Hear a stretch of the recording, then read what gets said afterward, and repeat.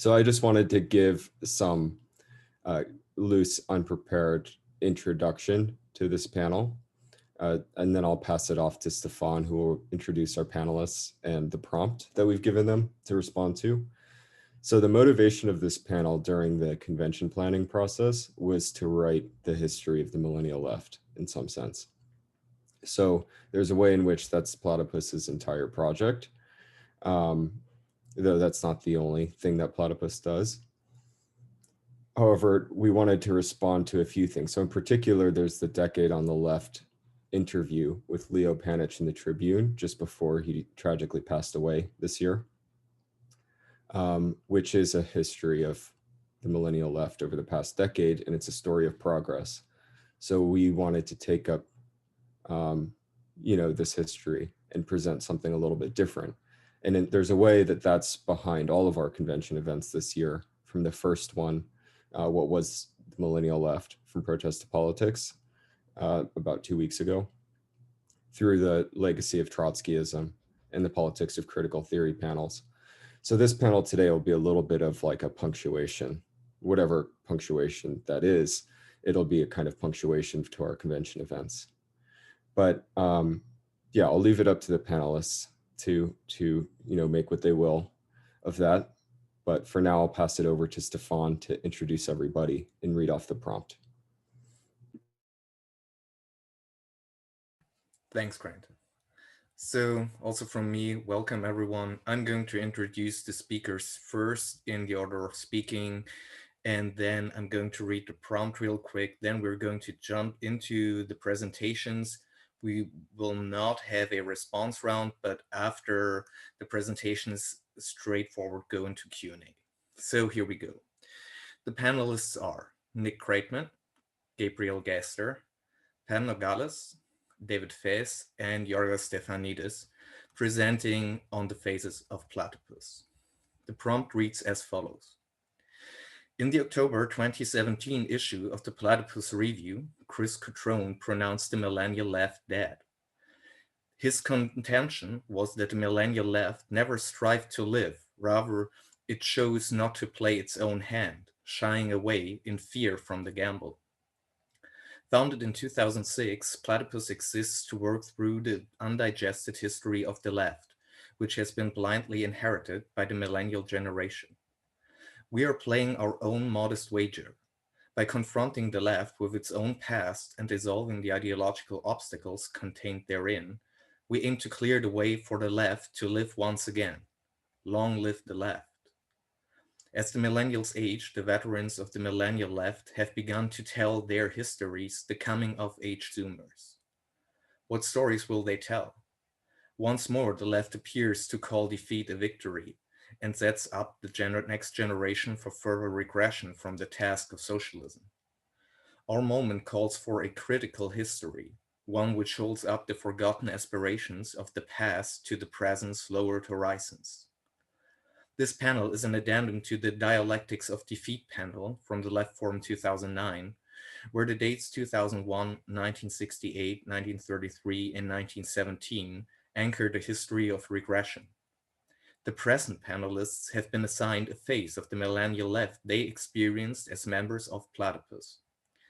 They have been asked to reflect on that history via the organizations and publications which shaped developments of the millennial left.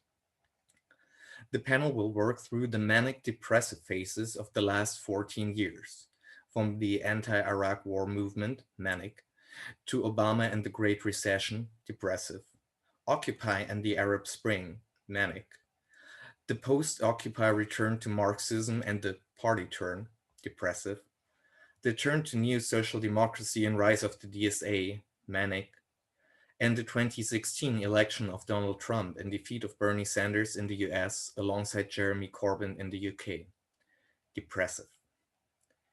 The questions were, what were the key pedagogical lessons of the phase you were given? What did you learn about the left and about Platypus?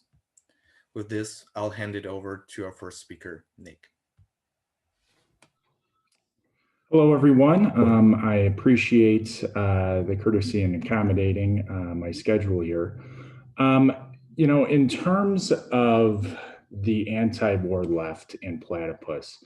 I think the introduction did a good job of laying out what we're interested in. For me, in preparing my remarks today, I wanted to express my point of view in terms of what we were assigned to do. For me, it was a platypus perspective on this time period. What is a missed opportunity? And what opportunities were platypus members looking to take advantage of? In my understanding, I believe it's what lines of inquiry in the moment did we take up? What lines, reflecting now on that time period, should we have taken up? What engagements did we make, and what engagements should we have made? The anti-war period, obviously, it gets its moniker from the protests against the Iraq War in America. It was a period of many street demonstrations. And our focus initially in Chicago and how I got involved with Platypus had to do with an organization called the New Students for a Democratic Society. That organization was started on the East Coast and expanded largely via the internet to be taken up on various campuses. My understanding, because I wasn't part of the initial Platypus project, but was brought in as a member of this new SDS organization to a panel and became a member through my engagements with Platypus, was that New SDS had a particular interest because it was a cross-generational political organization where there had been a lull in cross-generational political organizations for a significant period preceding the anti-war movement. And it was specifically veterans of the New Left coming in to mentor students. And that seemed to be the interest of Platypus in this new SDS organization. What about this organization is leading it to involve, multiple generations, or not really multiple, but the New Left and the student movement? That was a line of inquiry that you can, read about how we investigated that through the Platypus Review, through the various teach-ins and panels that had invited people on to express that line of inquiry. I think we did an adequate job of exploring that line of inquiry. In terms of what we may have missed in engaging with the new SDS, for me, it seems like reflecting on our position now, where the majority of politics, it appears to be, is a mediation of an online personality. I think one thing we may have missed in our inquiry was that this movement was part of the beginning of the online personality. Just looking at my own engagements, I came to be politically involved basically through the internet. The panel prompt asked me to comment on the Marxist humanists, Workers' Vanguard as publications, but my background was online internet activism, or anarchism rather.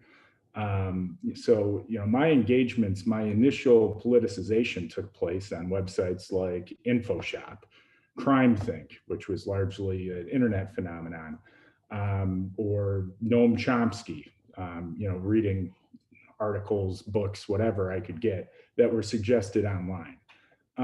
And I feel like us not recognizing what was taking place in terms of politicization, how it was taking place, and the nature of what this politicization actually was, or not taking it up at the extent we did later in our organizational history, may have led to some inability to predict the rise, or really a number of events that I'll get to a little bit later. I think we were interested in the new SDS because it was actually engaging. It wasn't just an online phenomenon. It was a street engagement. It was practical organizing experience. We wanted to engage with people with this kind of practical knowledge and try and understand their politics. I think that was, that was a noble inquiry that we made.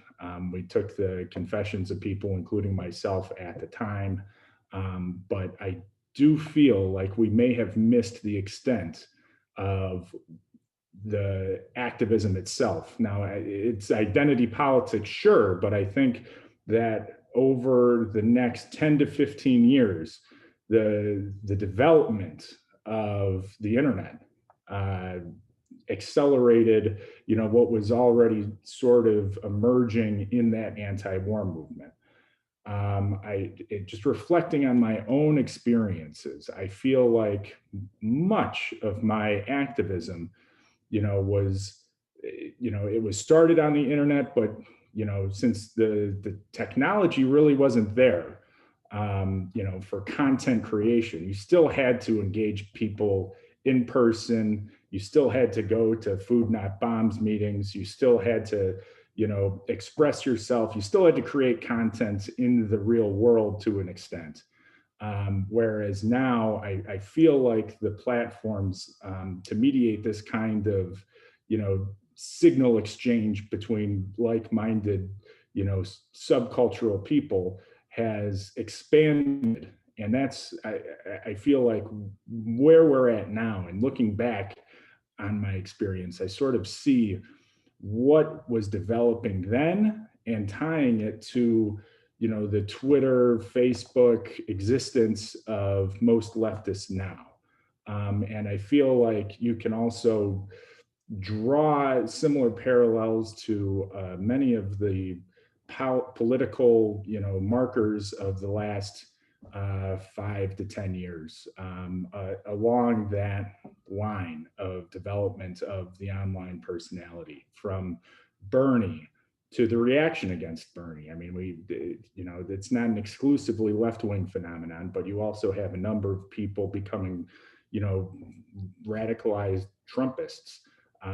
You have the George Floyd protests, which I feel like are, again, in-person manifestations of what is a online identity movement. It's not connected to any kind of political consciousness, historical consciousness necessarily. And, there's little potential, in my estimation, for some kind of a political party to emerge or some kind of coherent demands. It's rather the satisfaction people get from participating that's driving the momentum that'll eventually peter out.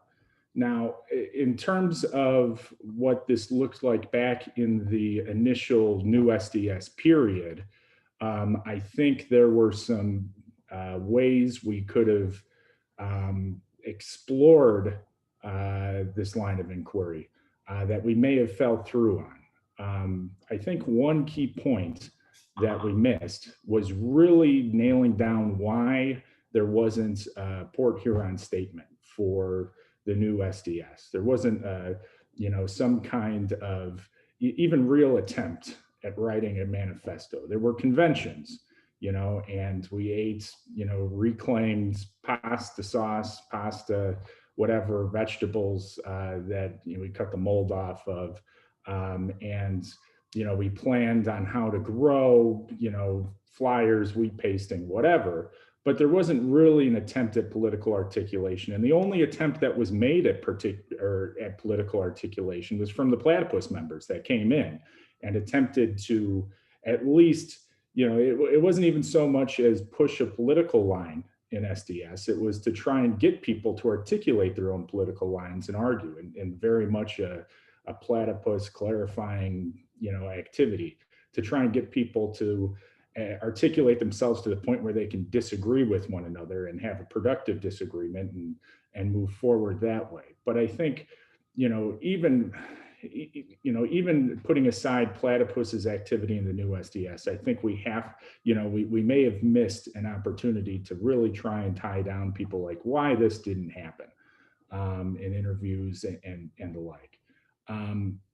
I think the other strand from this new SDS movement that we did pick up on was the fetishization, the fetish of the youth.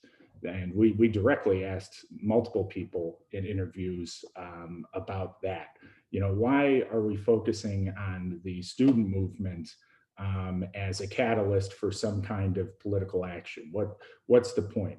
Now, Platypus has an orientation to students, but I feel like the Platypus orientation to students, to address people while they're in a time in their lives with, you know, the ability to, you know, become educated on history and politics, is different than orientation to the youth as a catalyst for political activity. And we did address it, but I think this is, you know, another moniker of why, or another circumstance that supports that a lot of the new SDS activity was really just proto online, you know, identity formation. New SDS wasn't the only engagement, or by far it wasn't the only, you know, social movement going on at the time, even though it's, you know, considered the anti-war activism. And I think that probably created a culture of going out into the street at the time for a number of other causes. There were certainly other ones that drew even bigger crowds. For example, the immigration rights demonstrations around the proposed Sensenbrenner bill. Or, you know, you had the Congress Hotel strike, which was a specific strike in Chicago. We did attempt to intersect these two movements. You know, we definitely interviewed Jorge Mujica, which is a left-wing immigration activist. We definitely interviewed Chuck Hendricks with Unite Here, the hotel union that was doing the hardline Congress Hotel strike. What did we miss there? What can we reflect on with those engagements? I think, you know, it's hard to do an interview with somebody who isn't openly political, who is just an activist. And we have talked at length about this on the listserv. It's you know, how do you prompt somebody who's not inclined to speak politically, but only about the next activity? In terms of my thoughts on that, I just find it hard to express. I'm not sure if we did have any opportunities to really engage with those movements. I think it might have been productive in anticipating Obama. I think we were sort of caught off guard with the rest of the left. Certainly once the Obama phenomenon began happening in the primary and general election, I think Chris wrote a series of great articles analyzing that phenomenon. But even just the rise of it, we sort of were formed right at the beginning of the Obama ascendancy, but we didn't predict it. And I think, you know, we did miss that call. We missed the rise of Occupy. We weren't able to pinpoint, you know, what may be a potential for Occupy. And during the Trump phenomenon, Trump and Bernie, two sides of the same sort of phenomenon, we sort of missed calling that. We certainly analyzed it productively, you know, when it was going on, but we didn't really have the opportunity to, you know, sort of foresee what the trend may be. And I think some of that may be related to not emphasizing enough about how this political engagement was driven by online identity formation and how politics would shape, you know, the actual street engagements we were looking to, you know, bring panelists on for in the future. All right, you're in 15 minutes now. Oh, I am. So, okay, great. I'm done. Thank you. Good. Thank you, Nick. I'll be back. I just need to step out for about 10 minutes. Okay. Could you mute Nick in between, please? Can you hear me? Yeah. Okay. If my internet drops out, I'll have to like sign off. I'm hearing. Mike, could you mute Nick? Sorry, yes. Sure, yeah. In terms of the script, how is that? It's one pill in the office and I give a prescription take to the pharmacy for the other stuff. Okay. So a lot of this history has been repeated a lot lately on the list. And I have to admit that I'm not sure how instructive it is, but I welcome the opportunity myself to think it through. So thanks. So what was exemplary of the second phase of Platypus? The second phase of Platypus is tied to the election of Obama in 2008 and the crack up of the SDS, and the further disappearance of the anti-war movement, which was already much past its prime from 2003 to 2006. This meant unnecessary, giving us the opportunity to student activism of the SDS, and then also a new focus on Marxism. So, Platypus pedagogy was exemplary from this second phase. I was tasked with reflecting on the second phase of Platypus activity and pedagogy in how we thought through the present and the history of the left in light of the present, of the election of Obama and the Great Recession and the collapse of the anti-war movement. And when I was looking back at the panels that we put on and the articles that we published in that period in the Platypus Review, one thing that I was struck by was how much it was reflective of the prior period. So the simple version of the history is that the first phase was activism around the anti-war movement, the imperialism panel, the 3 Rs panel, the SDS and engagement. And the second phase was a return to Marx and more contemplative. The third phase was with Occupy, a renewed period of outward-oriented intervention. So when I was looking back through the PRs from this period, I was struck that most of the panels felt like they were actually first phase stuff. So we were still really oriented toward activism, deepening that engagement. I'm thinking of the panel on student politics with Lori Rojas, Ashley Wager, and Louis Brennan. I think this speaks to a sort of delay or a lag. So when Obama was elected, it was kind of a non-event. It wasn't like there was a new event to really discuss. We had been talking about the election of Obama already a lot before he was elected. So two things happened, right? The first is that even though a lot of the activism was actually quieting down, this gave us an opportunity to host the conversation on the activism. And perhaps there was more willing participation because the streets no longer seemed to be immediately calling. And also importantly, it allowed for a renewed focus on Marxism, turning the Marxist pedagogy outwards with the panel on Marxism at the Left Forum, Lenin's Marxism, Lenin's liberalism, this whole series. I remember that whole series being really important to me. It marked a change from just hosting the conversation on the left to hosting a conversation on the history of Marxism. So it's an aspect of a more depressed moment where it's not like there's a specific event that we can intersect politically. With Occupy, there was. You see this marked clearly in the PR because the Occupy panels happened pretty much immediately with that turn. But that wasn't really the case with Obama in the same way because there was the anti-war movement, right? But then Obama is elected and the war doesn't stop. But the anti-war movement basically does. So maybe this is a bit of a caricature because, right, the anti-war movement had already petered out a bit before then, but it captures something important. You know, those were events that we welcomed in Platypus, right? We didn't resist. So Obama is elected and we're supposed to be amazed that a Black person can be elected president and forget that the war didn't stop and not much else changed. At the same time, we're hopeful, though, that the election of Obama would disarm the less virulent, at the time, identity politics and allow for new forms of politics. This was exemplified both by Ben Blumberg's Race and Unmet Challenge and Chris Cutrone's The End of Black Politics, which I just want to quote right here because it was written in September 2008. So the end is it. The Obama election will be an event in that it will not be one. Nothing will change, but this might help the left to change. Certainly some for the worse, clinging to ever more demand for the better themselves from the traps that politics has presented for more than a generation. So from 2011, what I see when I look back, panels trying to digest the ends of activism. Can you hear me? We lost you there for a minute, Gabe. Maybe you should turn off your video so we can hear you. Okay. So from 2009 to 2011, what I see when I look back are panels trying to digest the ends of activism. What can be accomplished?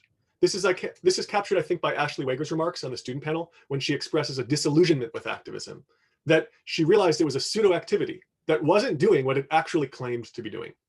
So now I want to talk briefly about my background in activism. So I remember the Chicago mayoral election of 1999 when I met a Socialist Party candidate running for mayor. I read his platform and leafleted for him. I was struck by it at school. But I was told that we shouldn't be campaigning for a socialist when Bobby Rush was trying to defeat Daley. I was one of the youngest people on the Ralph Nader electoral campaign in Chicago in 2001. When Bush was elected, I remember being struck by the RCP line. I respond that Gabe, you broke wasn't up. a fascist, that saying this was a hyperbole. You broke up. Please repeat what the RCP line is. Thank you. So when Bush was elected, I remember being struck by the RCP line that Bush was a fascist. I mean, the line was, world can't wait, we need to drive out. I spoke about this often at the time and was struck by the reasoned response that, of course, Bush wasn't a fascist, that saying this was hyperbole and unreasonable, that one should try to be more circumspect with such labels. But the funny thing is that the same people who told me this would later lose their shit with Trump completely. So I was 14 when the Twin Towers came down. I remember classmates crying in the halls, a sense of fear at what was happening and what those changes meant. My impulse at the time was a knee-jerk activism against the war. My experience growing up was around Israel-Palestine peace activism. I was the youngest founding member of a now defunct Israel-Palestine Jewish peace group with Richard, founded in the early 2000s.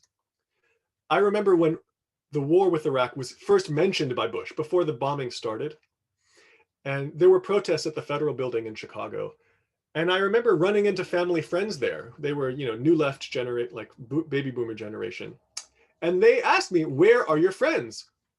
Where is your generation? Where are the young people?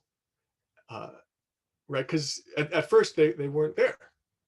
And so at those protests, I remember I encountered the Trotskyist left, a variety of groups selling papers ready to give you this and that line, none of which seemed like it really mattered, though it was interesting. The problem I felt with it is that it all sort of seemed like acting. Everyone had a line to give. None of it really mattered. I didn't join any of the groups for that reason, but I remember I couldn't make head or tails of the Spartacist League's line on sexuality. The liberalism of it struck me, as it made sense, but it also seemed to me to obviously be totally unpopular. Like, I wasn't sure what the point of saying something like that was. Who are they really going to recruit with that line? Not me, even if I was sympathetic. So I considered myself an activist. And before I was 20, I sort of did the protest circuit, protesting in Chicago and New York, getting arrested, suing the cities in both. My resolution from this is that I didn't want to do it again, not because it was unpleasant, but because it was a waste of energy. I got arrested in Chicago in 2003, and it was obvious as I was being arrested that this was a giant waste of money.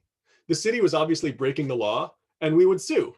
And that happened. It all happened. And later in Occupy, the police had slightly different tactics for how they did their mass arrests. It was legal that time, and there weren't the same legal battles. So it showed kind of like how illusory any of the illegal gains were and forced me to reconsider what this activity amounted to again.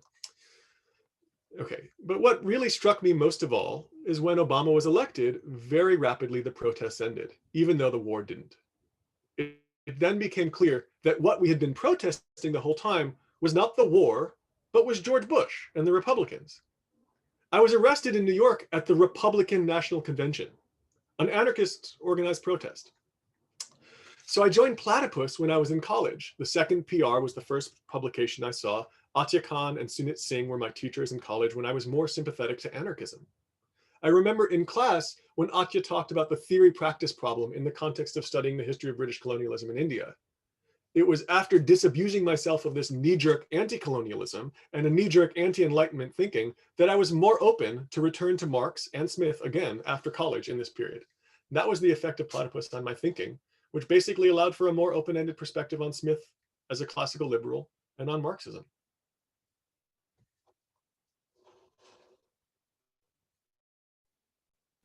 Thank you, Gabe. Pam, you're next.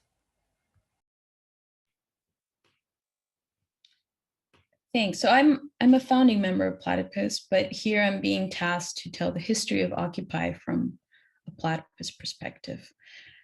So Occupy erupted in 2011 after the Tea Party revolt, a populist expression of discontent from the right, which provoked a renewal among the Republican Party base. In the shadow of the economic downturn amidst global austerity protests, the Zuccotti Park occupiers looked to the rebellions in Cairo, Tunis, Athens, and London. They claimed inspiration from the forms of organization and mobilization at Tahrir Square and the popular assemblies in Madrid's Puerta del Sol, but directed most of their discontent against the government bailout. After New York City, copycat protests spread to hundreds of cities on every continent. It was an explosion, otherwise unprecedented in my lifetime, a spontaneous expression of popular discontent that cut across the political spectrum. In their call for the Wall Street occupation, the Situationist magazine Adbusters published attractive photographs of gas-masked anarchists lurking in the fog of the People's War and advancing towards Wall Street's charging bull. On September 17th, when hundreds descended on Zuccotti Park, a chant broke out. Banks got bailed out. We got sold out. In response to this Main Street versus Wall Street politics of the common sense occupier, Platypus flyered the park with a printout of the 2008 PR article by the Platypus historian group, Finance Capital, Why Financial Capitalism is No More Fictitious Than Any Other Kind. It read, an authentically Marxian left should take no side in the present debates over the merits and pitfalls of the bailout of the financial system. One can and should critique this, of course, but nonetheless, we should remain aware that this is no simple matter of opposing it. This side of revolutionary emancipation beyond capital, a Marxian politics would demand to better finance capital, no less than to support labor. Our flyer fell on deaf ears. The Marxian left, fake or otherwise, was not visible. A wayward sectarian might fight his way into a meeting here and there, but in the early days of Occupy, they were dominated by anarchists and liberals. The anti-globalization veteran cultural anthropologist David Graeber and the liberal Chris Hedges were the poster boys for the Gen X ideological leadership. This generation, we should note, hardly took responsibility for its leadership, except at our panels.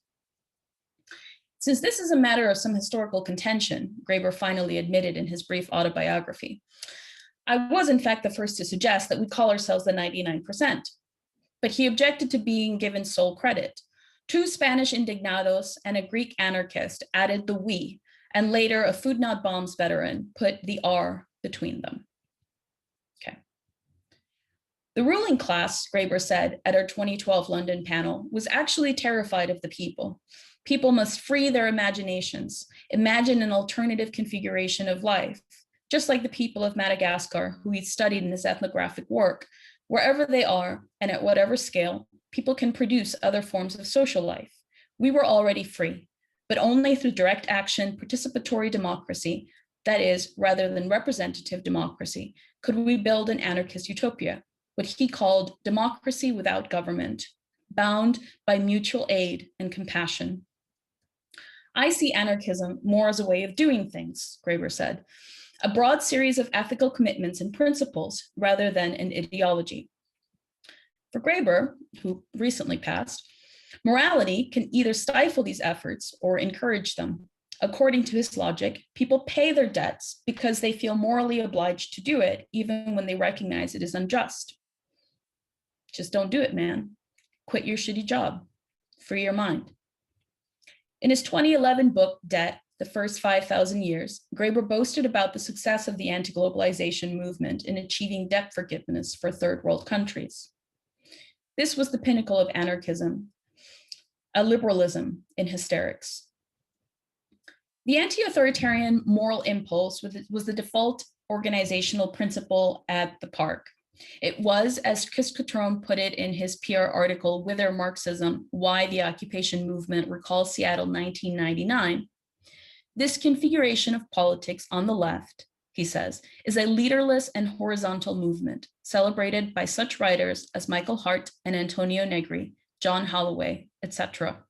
A dominant theme in the self-understanding of the 1990s era left was, as in the current occupation movement, resistance, rather than pressing for reforms, let alone revolution.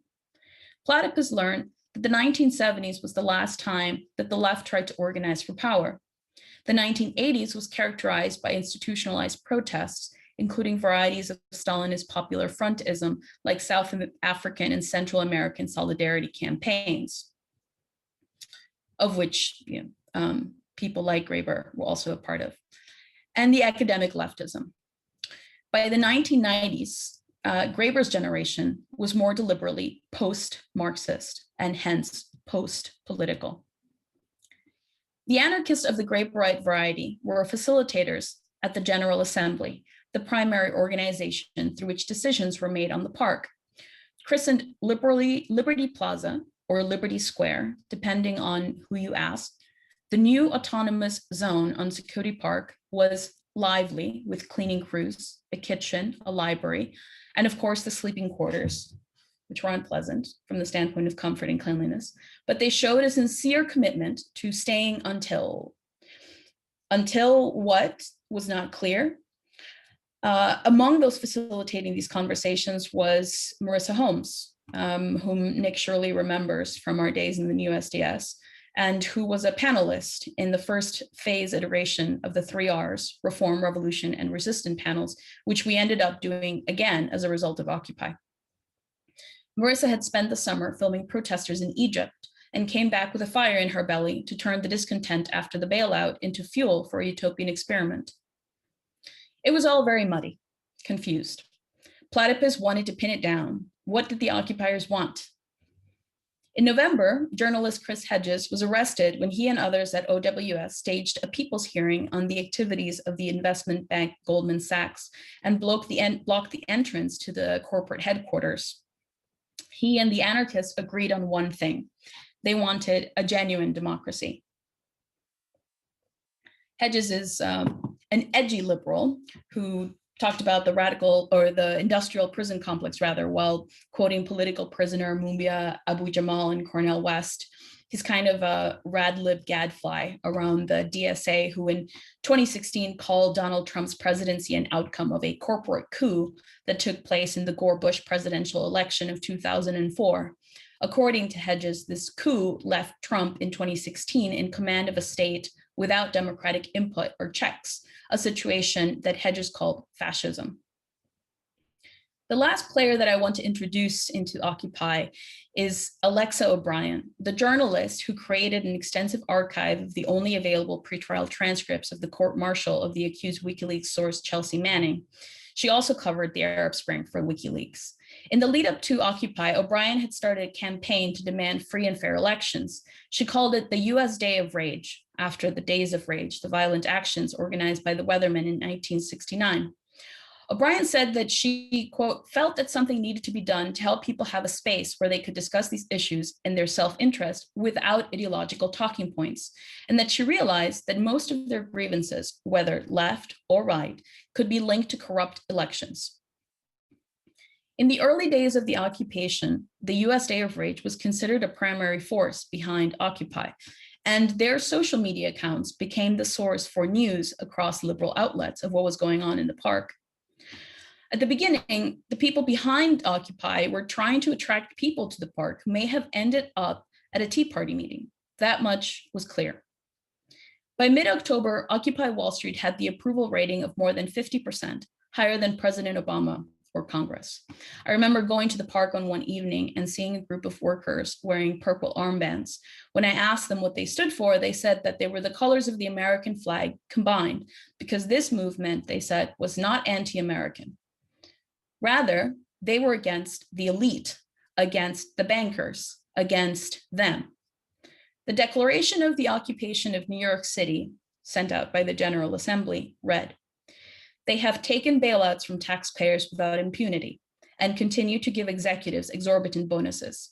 They determine economic policy, despite the catastrophic failures their policies have produced and continue to produce. They purposely keep people misinformed and fearful through their control of the media. It's about this time when Trump started to get serious with his presidential bid. And although his 2012 campaign came to end prematurely, so he formally bowed out and said that he wasn't ready yet to leave the private sector, we can clearly see in the populist discontent, the Tea Party, and the protesters at Wall Street that there was plenty of material for a shift in the American political base. As we saw in the years after, the 99% rhetoric was taken hook, line, and sinker by the Democratic Party presidential candidate, Bernie Sanders. In the end, both parties took the slogans of Occupy and ran with them. A confused cry of protest ran out of Liberty Square. You heard and saw competing slogans.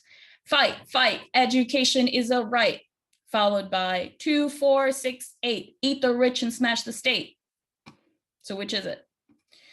Pleas for federal regulation of finance were happening alongside teach-ins on alternative currencies. Declaration of war against the ruling class were followed by visits from the economist Joseph Stiglitz. Naomi Klein and Zizek pontificated over the People's Mic about getting serious, and Jay-Z and Russell Simmons gave money, and Mayor Bloomberg, surely aware of the media frenzy it had become, let the protesters stay in the park under the watchful eye of the New York Police Department. But the Marxists were not leading the show. Ben Blumberg and I, both on the organizational committee at this time, argued about whether or not Platypus should have anything to do with the movement. What should we do? Should we go to the park, bring them to campus, hand out reviews? We had read Capital with Moshe Pistone at the University of Chicago. We had spent the first 4 years of Platypus being students of Marx and Marxism, arguing with Marxist sectarians, taking Marxism seriously. But Occupy was a different creature altogether.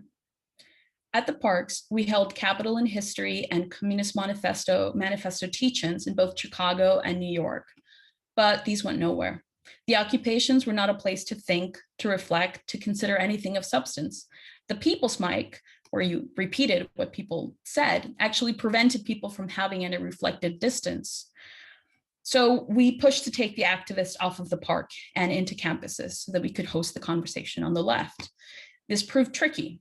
Anarchists refused to speak as panelists to an audience because this went against their assembly model. I remember going into the park at night, trying to get people to come to our event, and an anarchist yelling at me, "You cannot take people away from the occupation. The occupation is everything. People stay here." So I jumped from one working group to another, pitching our little gamble to host the conversation on the left. We started with a series of roundtable discussions with Occupy activists around the country. I moderated the first one in New York City, where we included a veteran of Seattle '99, a facilitator of the General Assembly, who was a Great Bright anarchist, a member of the Electoral Reform Working Group, and a DSAer, editor of the newly founded Jacobin magazine, Chris Maisano, who was part of the Demands Working Group. As it turned out, the Demands Working Group is where the Marxists ended up, and the anarchists wanted them out. As Maisano recounted in his opening remarks, we are not, he had to clarify, a Marxist cabal trying to take over the movement. In the end, however, they were the real winners of this whole mobilization. The founding of Jacobin in 2011 helped to build the common front between Doug Henwood, N+1, Verso, historical materialism, as the Marxists who were serious about the demands. To be good opportunists, you have to have good timing. But we weren't taking sides in this debate, and they knew it.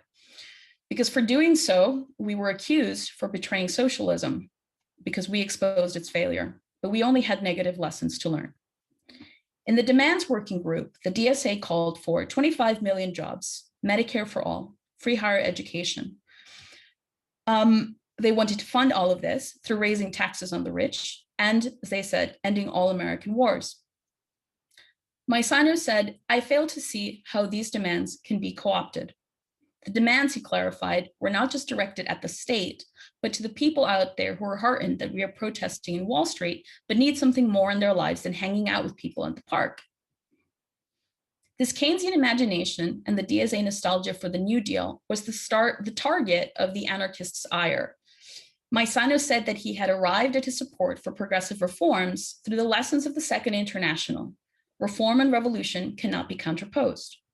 What this meant for him is that unions were serious. The anarchists' invisible committee behind the General Assembly were irresponsible activists who were squandering an opportunity. He didn't want to be stuck in meetings for 10 hours a day.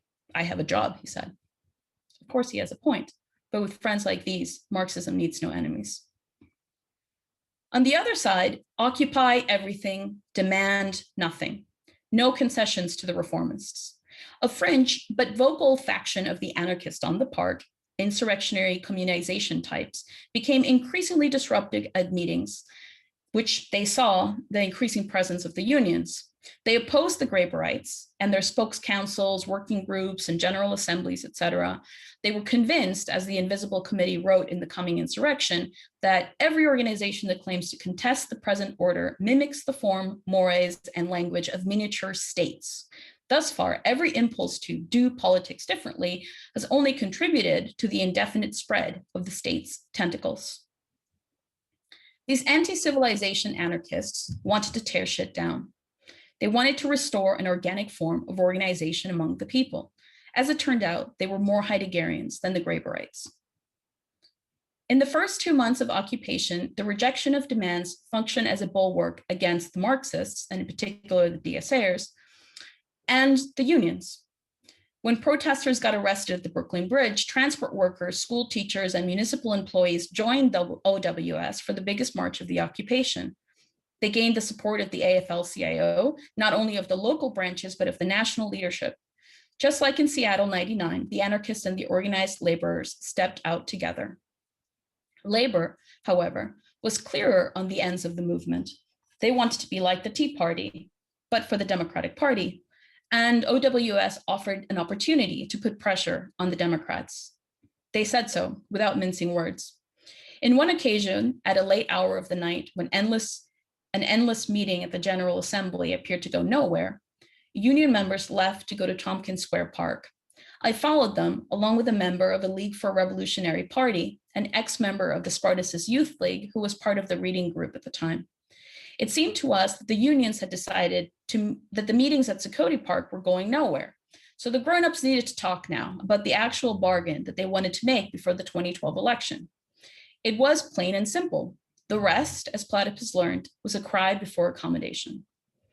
By the end of Occupy, anarchists, liberals, and DSAers all reconciled in the campaign for the re-election of Obama, who, important to note, also used the rhetoric of the 1% against Mitt Romney. On the lead up to this accommodation, Jesse Jackson jumped a stack at Chicago's Grant Park General Assembly. He was addressing the people on behalf of their party, the genuine capital D democracy. Our member, Tana Forrester, was heard from the crowd. Fuck Jesse Jackson. Fuck the Democratic Party. Indeed. So what are the lessons that we learned? Well, we learned that Platypus is not interested in talking to the Marxists. The left is dead because there is no Marxism. We understood through Chris's pedagogy and many conversations in the Orcon that Marxism's long decline or death spasms meant that many anarchist varieties of anti-Marxism are deeply related to Marxism. Neo-anarchism, in other words, was a creature of the failed Marxism. The neo-anarchists are not the remnants of pre-Marxian socialism, but are conditioned by the failure of the revolution in the 20th century. Almost all key 20th century representatives of anarchism were ex-Marxists.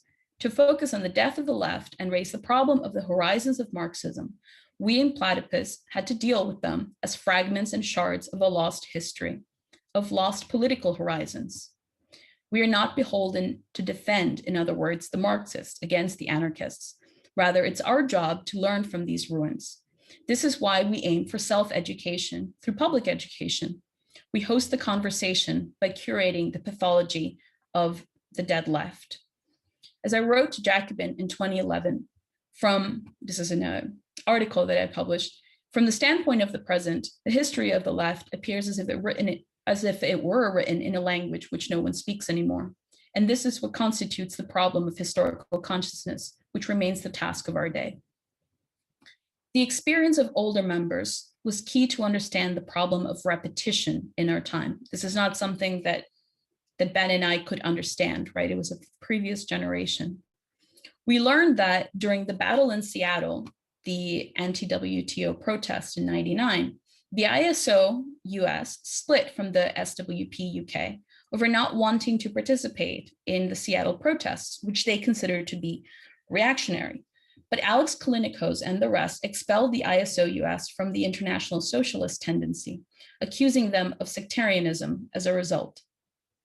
The ISO US, to their credit, considered the SWP's UK's advice regarding Seattle as opportunistic.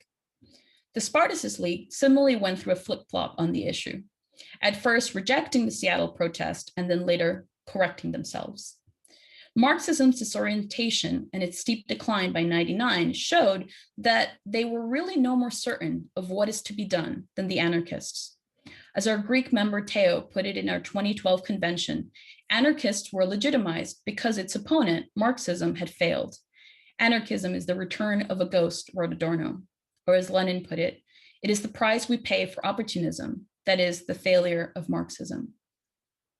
Looking back at the years leading up to Occupy, we can say that young leaders in the New Students for a Democratic Society that had been mentored in the Chomskyan Paracon perspective of Z magazine writers like Michael Albert formed the anti-ideological core of the new SDS, which had struggled to turn the anti-war movement into more than just a single issue cause. The new SDS bias, the creeping anti-Marxism, returned with a vengeance in the Occupy movement. What the anarchists represented, alongside the DSA Marxists, was the postponement of the question of Bonapartism, the dictatorship of the proletariat, and thus the task of Marxist politics.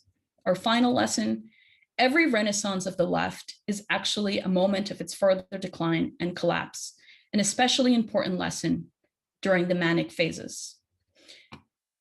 So after Occupy, we doubled down on the question of Bonapartism. All of us were led there. At the 2012 convention, the theme of which was just what just happened, we hosted Lenin and Marxism after Occupy with Tom Riley of the IBT and Ben Lewis of the CPGB. This was part of what was called the Lenin debate, which was a series of articles and replies that began in February 2012, following the review by Fan Bin, former ISO member, of Tony Cliff's 1975 Lenin biography, which was reissued in 2010. And it also included leading ISO figures, Paul LeBlanc, Paul D'Amato. Was Lenin an orthodox Kautskyist? The question revolved around whether the Bolshevik Party was to permit factions and whether it was a party of a new type. So this question marked the end of the third phase, and along with it were the self-conscious neo-Kautskyists of the DSA and the return to Lenin by Platypus, which took us into the next phase of the party turn. Thank you, Pam. David is up next. Hello. So I just wanted to kind of say as a slight disclaimer that I prepared remarks for about 8 minutes because that was around the mark that we were given. And I found out this morning that we had a little extra time. And so I'm going to speak somewhat extemporaneously amongst my opening remarks. I kind of felt that the prompt that we were given pulled in 2 different directions. One reflecting on Platypus and one kind of trying to reflect on the narrative of the Millennial Left. And I think they're both related, and I kind of chose to pursue the latter here, but I'm kind of mobilizing the political perspective that I got through Platypus, and at the end I'll kind of extemporaneously share some thoughts about what was the lesson that I feel like this reflects. So bear with me, and I'll also add a little bit that I hadn't planned on adding before about personally where I came from based off of some of the remarks of the previous panelists. So, you know, I was personally involved in Occupy Wall Street, actually. I missed Platypus. I was only there on the weekends, and that might be a factor. And I wasn't quite involved in the working group, like any specific working group, but I was involved in bringing Occupy to my hometown in Syracuse, New York. And if you look around on the internet, you'll find some unfortunate interviews with me in NPR and other outlets that are regrettable and where I'm repeating some of the slogans that Pam had shared. I myself, I came from a family of what I would characterize as swing voters. And at the time, I was one of these people that Pam characterized as someone who may have been sympathetic to either the Tea Party or Occupy, right? And very quickly after like November 2011, there was this one event where there was maybe like 3,000 people storming the stock exchange and over some kind of spat over whether or not the occupiers could stay in Zuccotti Park. And I just kind of felt really demoralized by this kind of performative action because it was, you know, there was kind of coordinated with the police and it was kind of like, it was just kind of a pressure tactic. And it seemed like they just wanted to maintain this little space in Zuccotti Park and there was really no broader political plans. And so I kind of got turned off by leftism through my experience in Occupy and didn't encounter the left again until I went to SAIC in 2013 in the fall, and I found the first issue of the Platypus Review that I read. So with that though, this is kind of just preparatory remarks. I did have some prepared written remarks, which I'll begin to kind of read now. And I had two epigraphs, and you can guess who said these. So not since Abraham Lincoln has anybody done what I've done for the Black community. Now you have done nothing other than the crime bill, which put tens of thousands of Black men mostly in jail. And you know what? They remember it because if you look at what's happening with the voting right now, they remember that you treated them very, very badly. Just look at what's happening out there. So that's from Trump to Joe Biden during the second 2020 presidential election debate. Second epigraph, also from Trump. As for the Occupy Wall Street protesters, they're angry at the banks, and they should be. They're angry at the government, and they should be. One thing the Tea Party folks and the Occupy Wall Street people can and should agree on is tackling the rampant problem in the Obama administration of crony capitalism. Likewise, I think the Occupy people and the Tea Party people can agree to get rid of the corporate welfare that gives tax subsidies to oil companies. How does that make any sense? Oil companies make billions. Why should the taxpayers have money taken out of their hard-earned paycheck to hand over to the oil companies, many of whom are in cahoots with OPEC? That's just stupid and unfair, and anyone can clearly see it. That's President Trump in his campaign book, Crippled America, How to Make America Great Again. So I picked those two epigraphs because I think that they reflect two of the kind of trends during this period. Broadly, I was assigned the fourth phase. And the fourth phase, I think similar to what Gabe was saying about the second, there's a kind of lag and delay in terms of recognizing it as such. And there's also a way in which it bleeds into the subsequent activist phase. And there's kind of a lag in processing these developments. And so even though like the, you know, it's bookended between the 2015 moment of Trump and Sanders and Occupy, like there's, you know, I think that these concerns were predominant. And I also think that Black Lives Matter was one of the things that kind of perplexed us in Platypus at this moment. But okay, so without further ado, I'll go into some of my written remarks. In the wake of the 2008 financial crisis and the disillusion which resulted from the fracturing and exhaustion of the anti-austerity movements that followed, such as the 2010 student protests in the UK and the #Occupy movement in the US, many on the left began planning left unity efforts to build an independent left political party. 4 projects which became predominant at that time, Jacobin DSA in the US, Left Unity in the UK, Podemos in Spain, and Syriza in Greece, all attempted to unite disparate progressive liberal single-issue campaigns through a common program of building an independent left party.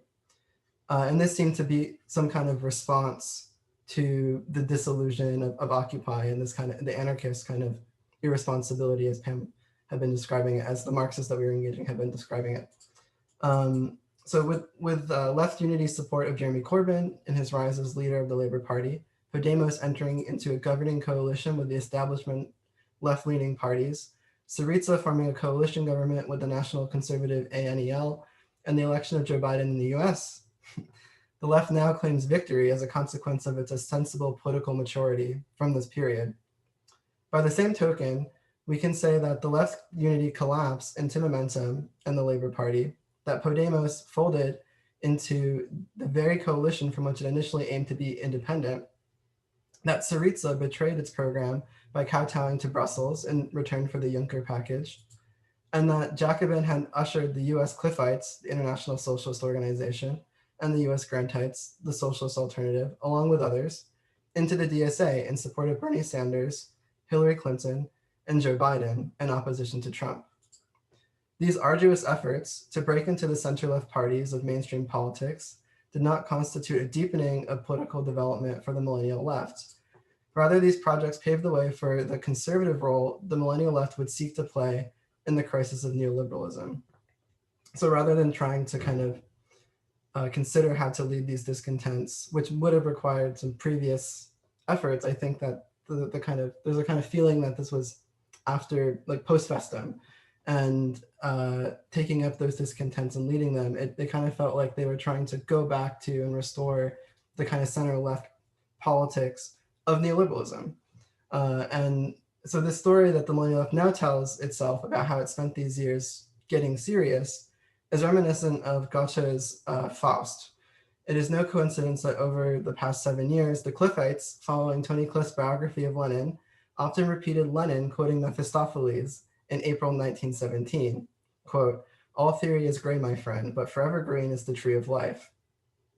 This repetition of Mephistopheles, without recognizing the disparity in our historical circumstances from that of 1917, points to a confusion about the means and ends relationship between theory and practice on the left at this time. As Adorno once wrote to Marcuse regarding the German student movement, their own impatience with critical reflection on regression, "There are moments in which theory is pushed on further by practice, but such a situation neither exists objectively today, nor does the barren and brutal practicism that confronts us here have the slightest thing to do with theory anyhow." Adorno recognized that the absence of a viable political object for historical consciousness was registered at a regressed psychological level. As he put it in Marginality to Theory and Praxis, the subject thrown back upon itself, divided from its other by an abyss, is supposedly incapable of action.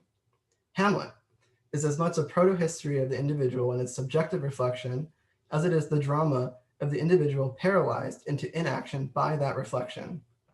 In this process of self-externalization toward what differs from him, the individual senses this discrepancy and is inhibited from completing the process.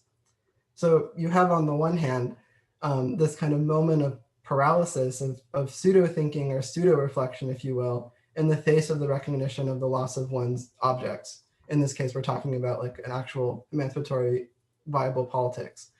And then on the other hand, you have something like the follies of Don Quixote, which Adorno characterized as the attempts at compensation for the lost other, in the language of psychiatry, a restitution phenomena.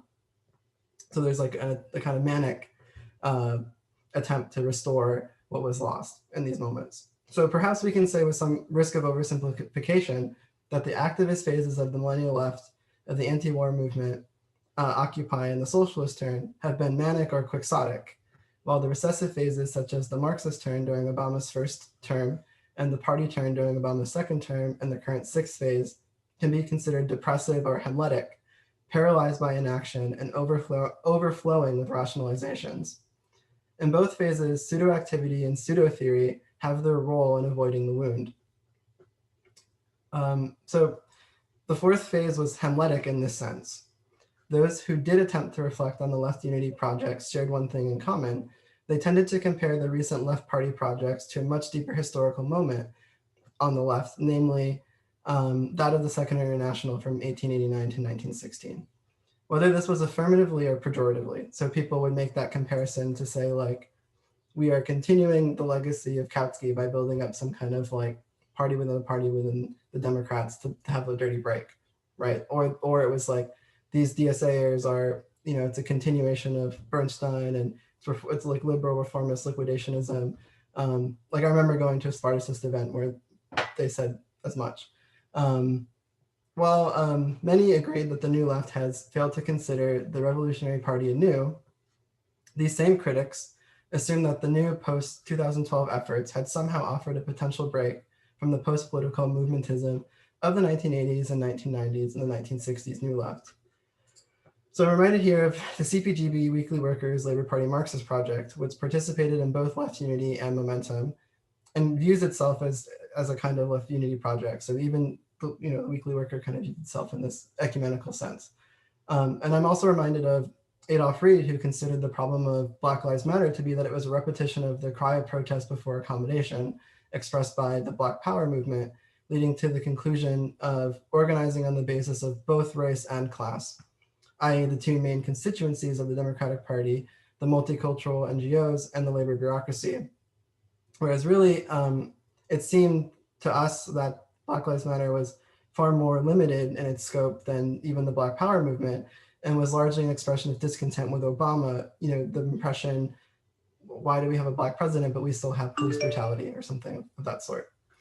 So, at the same time, the actual historical memory of the New Left, the kinds of possibilities and questions it posed in that 1960s moment, like the failure of the civil rights movement, or the failure to start a party, or the failure to break with the 1930s old left, those kinds of questions began to recede, and not just in the memory of the millennials or the post-political leftists who were their direct students, but in the memory of the new leftists themselves. And the memory of its institutional legacy embodied in the 1980s and 1990s post-political left became much more predominant. So the DSA, identity politics, the culture wars, left populism, and even Leclau and Move came back to the fore yet again.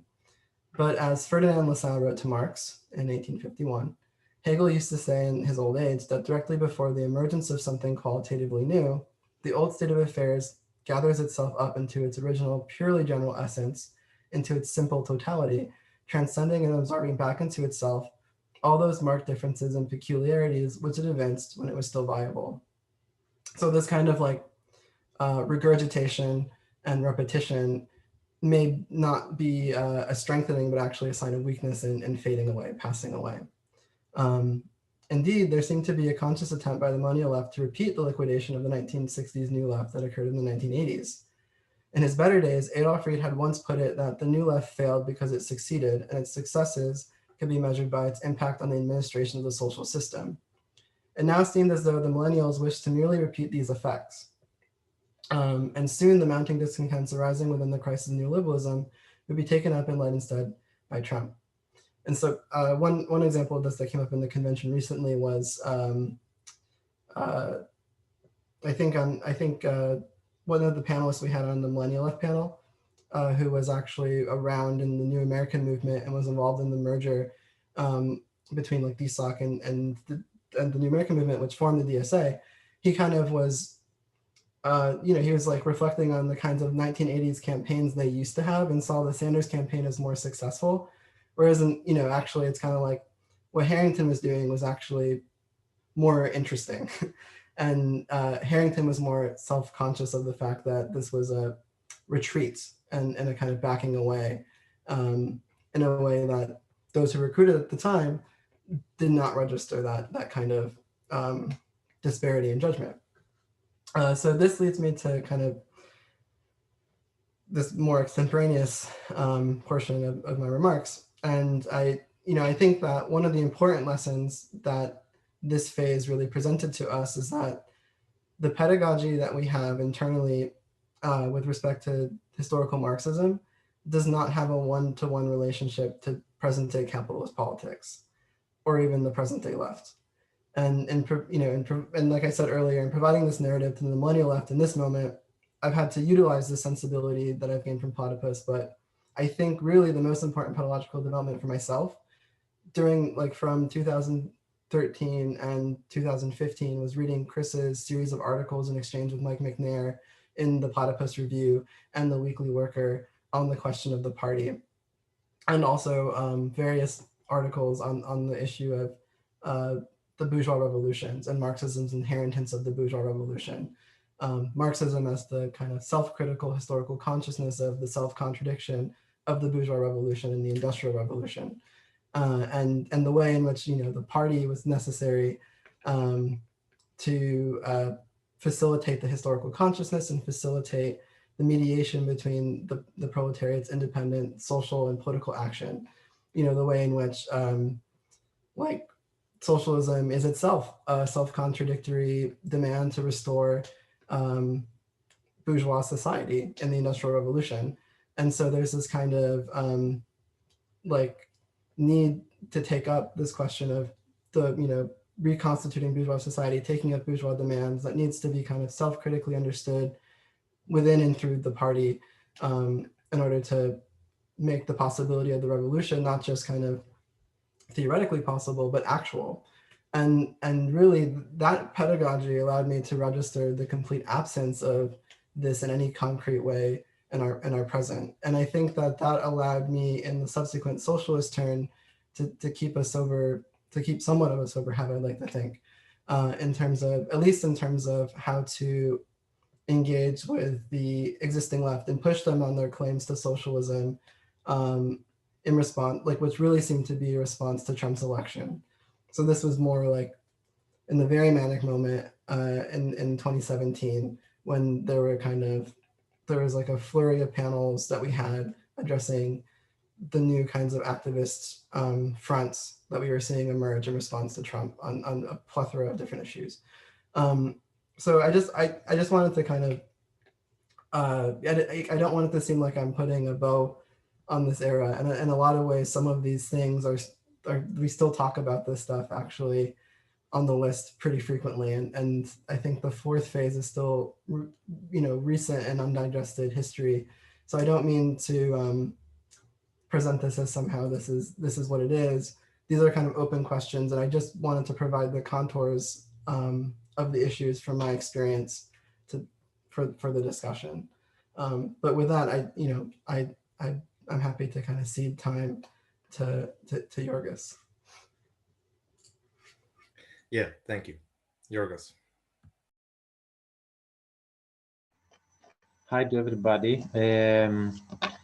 It looks like I will need to repeat some of the remarks already made by the people speaking before me. So I will try. I try to follow a different approach on my presentation, necessarily going through not only not focusing solely on the fifth phase, but I made something like a small chronicle of our activities in Greece, because I believe they are exemplary of our pedagogy in general, and can help us better map the history of the left. So if I repeat a lot of the things that already have been told, I apologize for that. And as a true European, I will be a little bit of parochial, because I will try to reflect a lot on the Greek experience, because we truly believe that it's helpful. Okay, so I will read my remarks. If you don't hear me very well, please interrupt me. First of all, I would like to introduce myself as a Platypus member. I joined Platypus in 2011 alongside our fellow member Theo Velisaris, who first discovered Platypus through our published activities on the internet. Both of us were living in Thessaloniki, Greece, being politically active since our student years in the preceding decade. Considering the date mentioned, I have been a member for 10 years now, a quite impressive figure when I reflect on my political engagement in general. Believe it or not, during the last year, I feel more into Platypus than ever before, an indication maybe of the slow burn process of our project and its pedagogy. Back when we were just starting in Thessaloniki, little by little, we managed to attract more people around the project aiming at doing Platypus in the proper way, namely the tripod. In what follows, I will approach the death of the Millennial Left through our activities in Thessaloniki, since they exceptionally reveal our efforts to intersect and interrogate the Greek left in close relation to the Platypus pedagogy and panel initiatives at the day. The year 2011 was the heyday of anti-austerity discourse and protests that had begun in 2010, when Greece was paralyzed by massive strikes and a vehement discontent about the ongoing politics. The 2008 economic crisis reverberated as a sovereign debt crisis that triggered widespread political turmoil. The Prime Minister stepped down for an avowed technocrat, former Vice President of Central European Bank, to take over. The traditional bipartisan political system collapsed while its successor was not yet identified. At the time, there was a general plea for democracy, expressing itself both as demand for sovereignty in relation to internal and external affairs, mainly in the face of the EU austerity policies. Not only the political system, but also the EU structure was under heavy criticism for its undemocratic character. Our first event took place at the end of 2011, and it was an iteration of our emblematic crisis of the left fora. The challenge was to shift emphasis from the objective to the subjective factor, from the crisis of capitalism that the left was expecting to magically bring positive results in revolutionary perspectives, to the crisis of the left that seemed unable to provide any leadership towards a revolutionary transformation. By the end of 2012, we hosted Democracy and the Left. In the aftermath of Occupy Wall Street, the Arab Spring, and the Square/Indignados movements, the problems of democracy was dominant in the agenda of the left, although the political and ideological impasse caused by the Janus phase of democracy was around the corner. We back then invited prominent figures of the sectarian, meaning Trotskyist and Maoist left, as well as representatives of the Euro-communist and direct democracy tradition, in an attempt to display the fullest possible symptomology. When I refer to the Janus phase of democracy, of course, I have in mind the problem of Bonapartism, which codifies the authoritarian outcome of a frustrated fight for social democracy.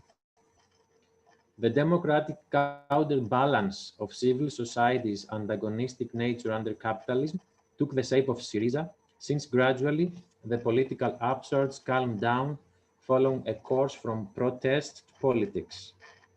Although the activist frenzy was gone, the prospect of a far leftist party coming to power excited the left's imagination, not necessarily endorsing the Syriza candidacy. For example, KKE, the Communist Party of Greece, denied explicitly any possible collaboration, but arguing for a radical exit out of the EU. The ghost of socialism or social democracy was again haunting the present. In 2013, we organized 2 more events, the 3 Rs, meaning reform, revolution, and resistance, and Marxism and anarchism. Reflecting back on them, I recall vividly 2 things. First, the convergence of pro-Syriza and pro-direct democracy, grassroots politics speakers at the first panel, based on the compatibility of electoralism and movementism. And second, the identification of anarchism as a moral stance rather than a transformative political agency. Although these remarks may sound obvious or trivial, back then they had an impact on our understanding the political juncture. Old school leftist and anarchoid politics made way to Syriza as new social democracy emerged to meet the occasion. In 2014, our most active year in terms of panels, we conducted an iteration of Marxism and anarchism in Athens, Trotsky and Trotskyism, what is imperialism, and the politics of anti-fascism. All of them tried to shed light on the current situation, while they had recourse to the history of the left as a form of critical awareness about the present. The last 2 panels were also direct responses to the problems raised by the political upheaval, break with the EU, and electoral as well as activist, that means on the road, increase of far-right party Golden Dawn. In the discourse of the left, there was a lot of hope, as we used to say, for a real change, a fight that had to be won against EU oligarchy and the bloody neo-Nazis. The left was somehow joining forces against the common enemies in a way that bore resemblance to the Popular Front of the past. Electoralism and activism pledged allegiance for the sake of tactics. Although socialism was discussed, transitional programs were drafted. Real democracy was raised in direct opposition to bourgeois parliamentarism, and people were turning into politics. At the same time, any substantial discussion about the dictatorship of the proletariat and the self-organization of the working class on an international level was missing. As a replacement for agency, horizontalism and grassroots politics were supposed to check the left coming to power. That means Syriza. At that time, inspiration was also drawn for Podemos in Spain, since they also gained traction by a similar collapse of the political establishment, although not of the same gravity as the Greek one. The notion of the European South or the European periphery created the delusion of a united front, although the situation never got out of hand for bourgeois politics. But that's already a foreclosure of the possibilities in the wake of our present. Getting back to our activities, it's striking that the organization involved in our panels have been fractured, dwindled, or even disappeared, especially those affiliated somehow with Syriza in the aftermath of 2015 elections. Although we tend to understand the fifth phase of neo-social democratic electoral term as an active one, in terms, of course, of leftist politics, the achieved victory of Syriza resulted in an unprecedented inertia and stupefaction. The left surrendered to Syriza, its aspiration proved delusional. What remained was only the defamation of the left and the bitterness of betrayal. Instead of focusing on its own ideological and political deficits, the left fell prey to the idolization of the referendum that revealed Syriza's deceit and betrayal of people's will. We witnessed similar dynamics in the cases of Great Britain, with the socialist turn of the Labour Party under Corbyn leadership, and the United States with the socialist candidacy of Bernie Sanders. Although in Great Britain and the United States, the socialist turn was strongly related to the established political parties and their leadership, while in Greece, right from the beginning, we were dealing with a leftist party, direct descendant of a pre-existing Euro-communist party, the result was pretty much the same: liquidation of the left into progressive politics. The party question was raised in different forms, either in the notion of a new party structure, let's say in the case of Podemos, or in the notion of a party with strong activist offshoots, like Momentum in Great Britain or DSA in the US. But nonetheless, the question was posed. Having said all the above, it should be less of a surprise to mention that in 2015, we organized no event. There was no place for such an event. In 2016, we restarted our activities with two panel initiatives that focused on the previous year's referendum and the reflection of its stakes: people's sovereignty amidst neoliberalism and its institutions, set, of course, at the background of national politics. The panels were titled Referendum and the Left and the Position of the Left Towards the EU. Through these panels, we actually tried to address implicitly the crisis of neoliberalism via the sake of its European institutional hyperstructure. Of course, the real blow didn't come from a leftist government in Greece, but from the Tories in Great Britain. Instead of a Grexit, we had a Brexit that should have been a Lexit. And so the story goes. It was 2016 when we, for the first time, touched upon the identity politics issue through a panel on the women, the longest revolution. Finally, in 2017, we completed the series of our events with two panels on the crisis of neoliberalism and the left and the death of social democracy. It is by no coincidence that 2017. It's the date that The Millennial Left is Dead by Chris Cutrone was also published. I will quote a small excerpt from an ORCOM report from 2015. It goes like this: electoralism, meaning Syriza, Corbyn, and Sanders, has as its corollary movementism, a related but distinct antinomy from activism versus academicism. The idea is to reclaim socialism as social democracy, but really as democracy.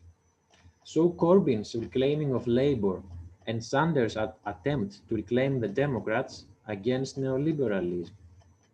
This is similar to Syriza's attempt to reclaim social democracy, meaning PASOK, the former dominant political party in Greece, against compromise with neoliberalism.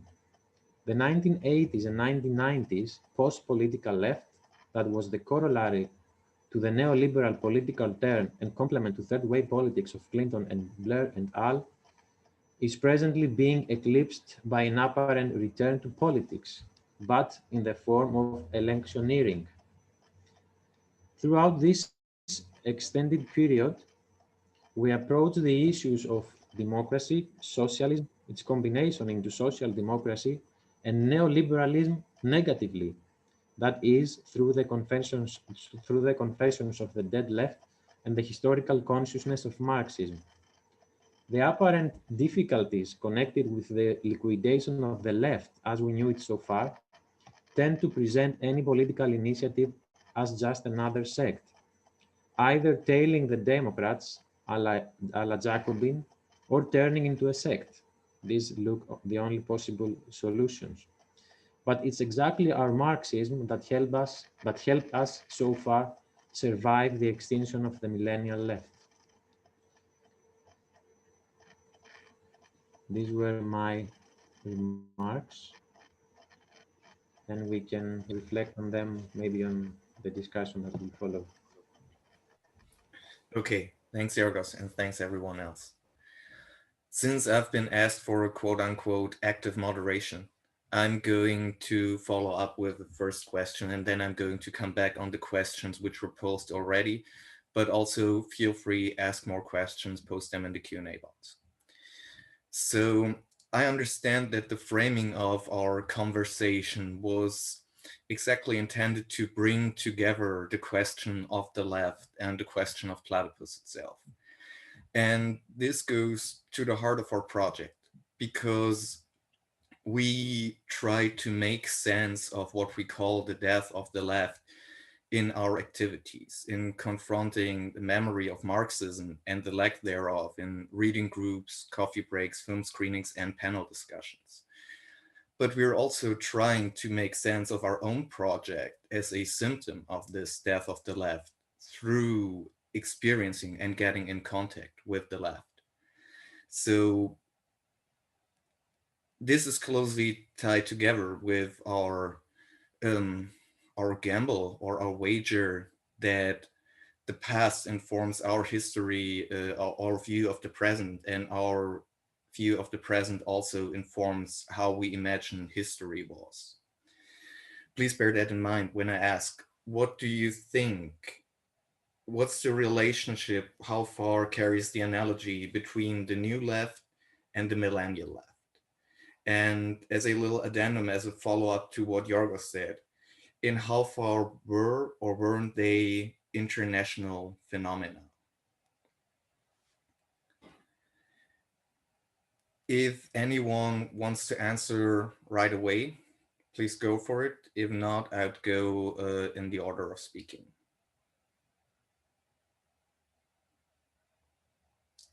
Okay. Sure.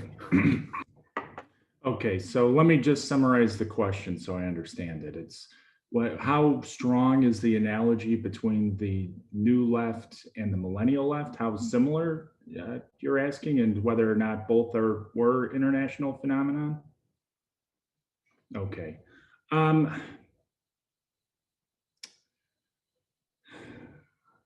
I feel like the context is important that the new left still had the memory of the old left in ways that we don't, in tangible ways, in the existence of the Soviet Union, in the existence of labor dissidents that were, still members of political parties.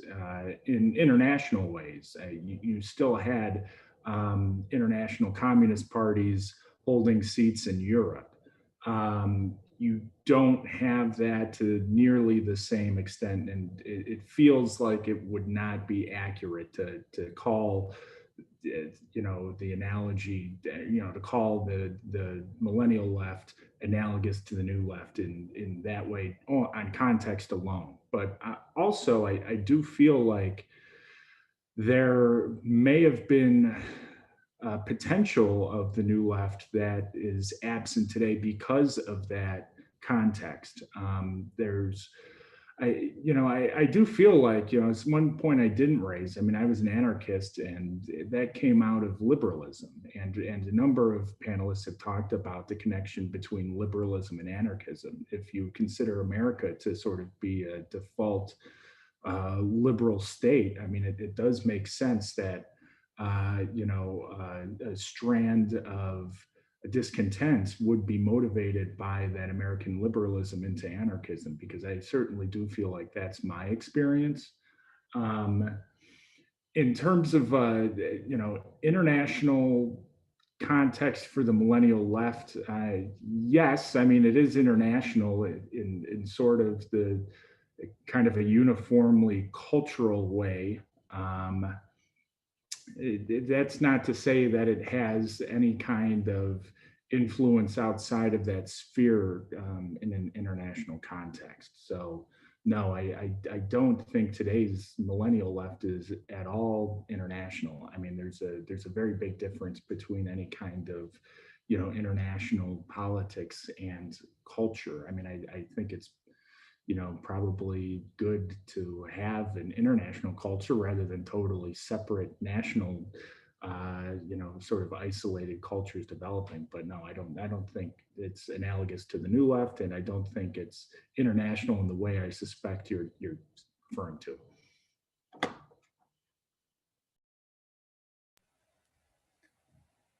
Okay, would you also like to follow?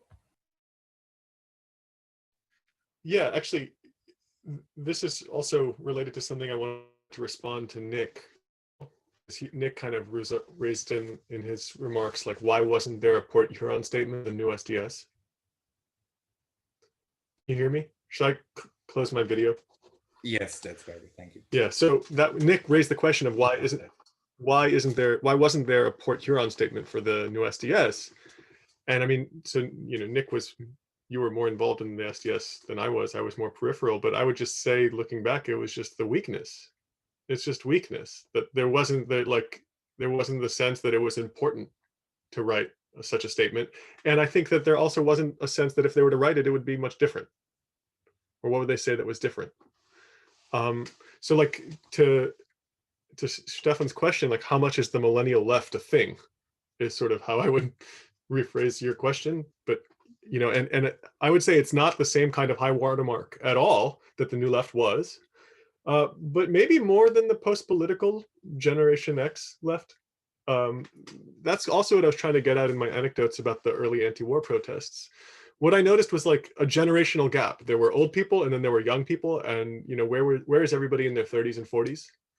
And the answer at the time was basically, okay, well, those people are just too busy with work and family, which is probably true. But there's also, a difference that there is a generational difference at play as well. Thank you. Pam.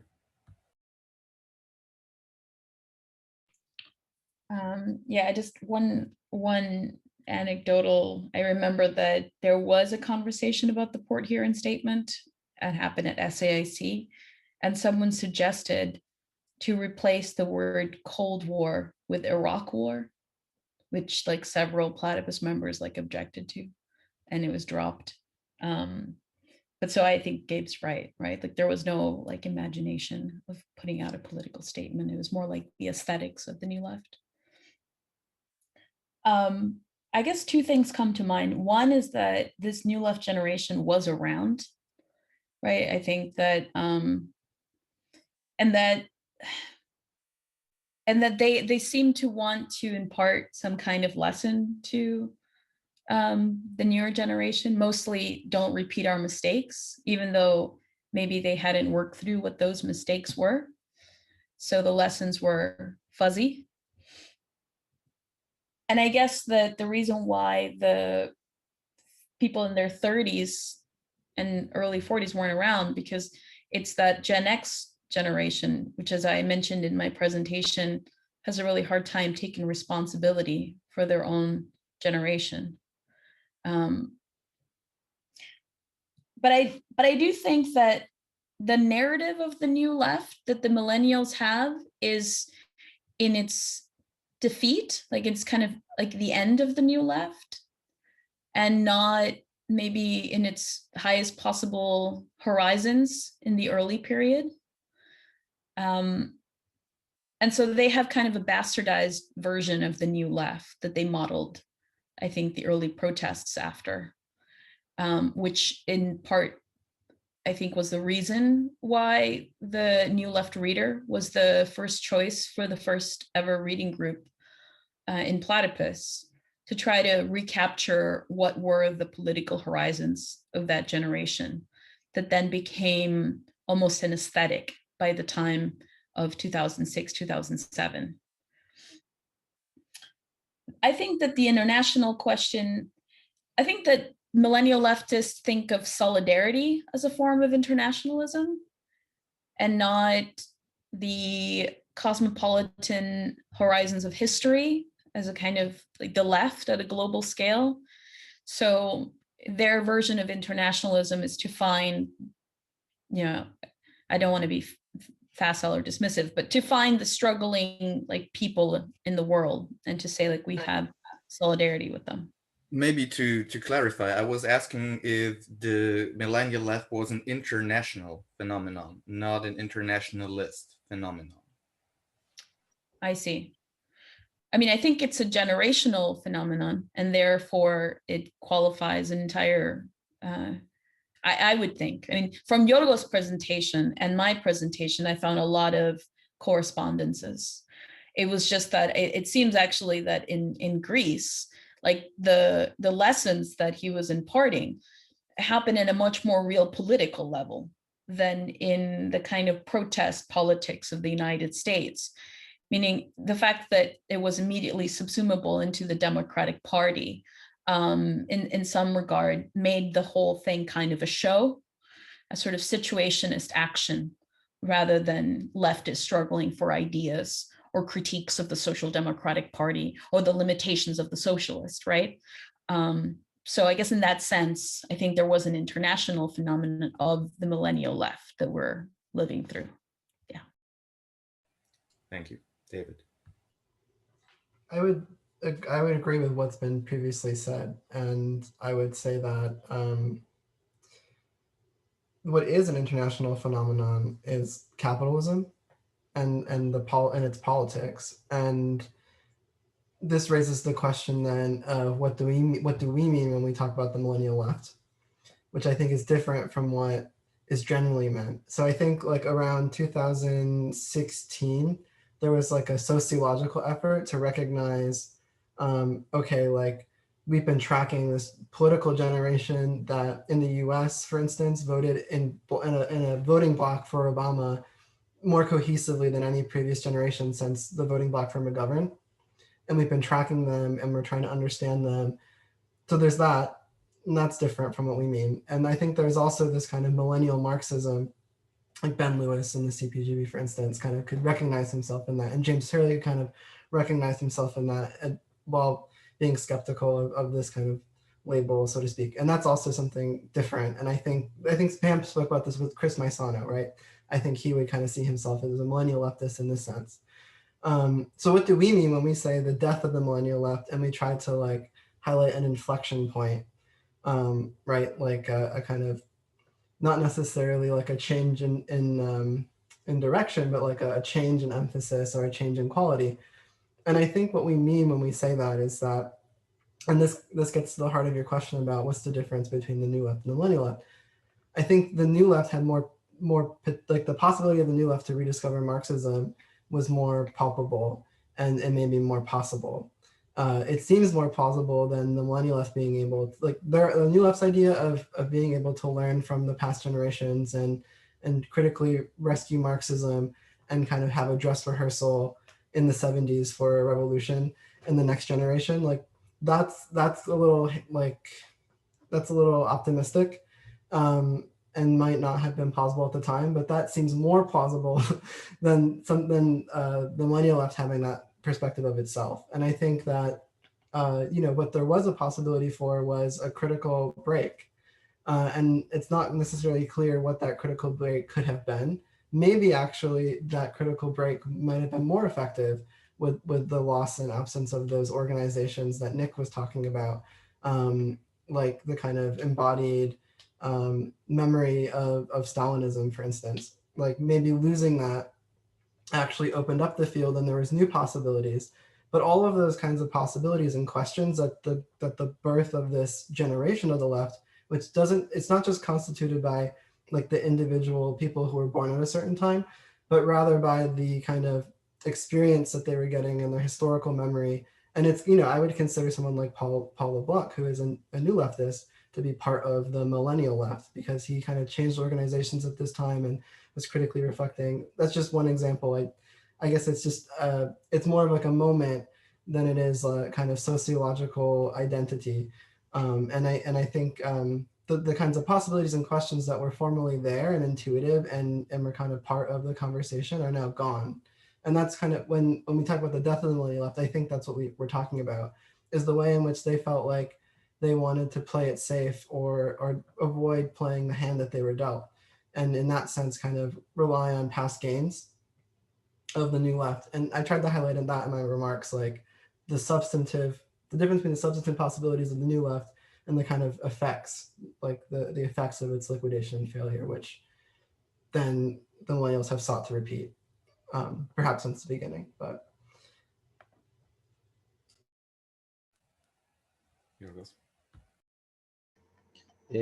More or less, he's been already said that, okay, one of the major differences would be, of course, the fact that, as Nick also said, the Marxism back then was something more tangible. And it's also something that we really focus on our pedagogy, that the Millennial Left is actually, through its shift from face to face, as we describe it in Platypus, is a shift from Marxism to complete neglect or oblivion of Marxism, and that is a major difference between the New Left and the Millennial Left. While we were speaking, I thought, okay, this famous saying of Marx, that first as a tragedy, then as a joke, as a farce, and it looks like the Millennial Left. And I recall the 2013 President's report, where Chris is trying to talk about the legacy of the 1980s. And the core of the argument is that we go directly from the 70s back to the 60s as a way of idolization of the 60s, while forgetting that their policies is a policy of defeat. So in a sense, the Millennial Left is repeating something similar. I mean, it keeps from the New Left its anti-authoritarian, we can say, attitude, and it's turned into performative politics or culture issues that have that are part of their discourse. And on the other hand, because they have this anti-authoritarian attitude, which means no politics, it's again an accommodation for defeat. So in that sense, there is something like a repeat of the New Left in a degraded form, we can say, in the millennial left. Through its, let's say, selection of what to keep and what to forget from the history of the left. And for sure, as I said at the beginning, one thing that they want to forget is the Marxism and the problem, we could say, in political level of the need for the dictators of the proletariat or the organization in international level. My engagement with Platypus, it can be interpreted as let's say, as a proof to me that the millennial left is an international phenomenon. It's not only something that, let's say, bothers the US, Great Britain, or etc. It's something that, exactly because it inherits the heritage of the new left, is something that it's widespread, I mean, internationally. Now, if just as a small addition, this shift to post-politics, which is being described as, let's say, sui generis or distinctive phenomenon of the 90s, it's also very important because it's not neutral. It's not something that you can reverse that easily. I mean, starting in the 80s, in the 90s, and then we have the protest of Seattle in 1999, and there's the globalization, etc., the forums and all, which try to bring back politics into life, but in a completely neutralized form. I mean, forgetting all the lessons of the 60s and the 70s. And that means also the party question, the need for international collaboration among the workers, etc. Thank you. I'll bring in some of the questions and comments because they intersect and deal with the same questions. First, a remark from Laurie Rojas to all. The anarchism and the neo-social democracy was international, even if not coordinated. Maybe an interesting point. Lucy thanks all of you for your brilliant presentations and asks Nick, you emphasized the internet in the first phase, but I wondered practically about the SDS on campuses. Were they constituted as official student societies? Were they trying to recruit other students on campus? And what about how the sectarian left sought to intersect the SDS? Pam, was the sectarian left involved in any way in any other way than the demands working group? When the demands working group. Do you think the anarchist left or the sectarian left learned anything from Occupy? Connected to this come two other questions, one from our Vienna contact. Pam, what is the reason for the failures or pathologies of the Occupy Wall Street left you were talking about? Not in the sense of a description, but an analysis. And I'll end this because it's the last one which belongs in this. Tobias writes, the speakers seem to have a rather negative assessment about the potential of the new SDS as a high symptom of the anti-war movement and Occupy. In his 2018 teach-in on the death of the Millennial Left, Chris Cutrone said that both the new SDS and Occupy felt like something was going on in the sense that wasn't the case with DSA, Bernie, Momentum, Corbyn. Would you agree with that?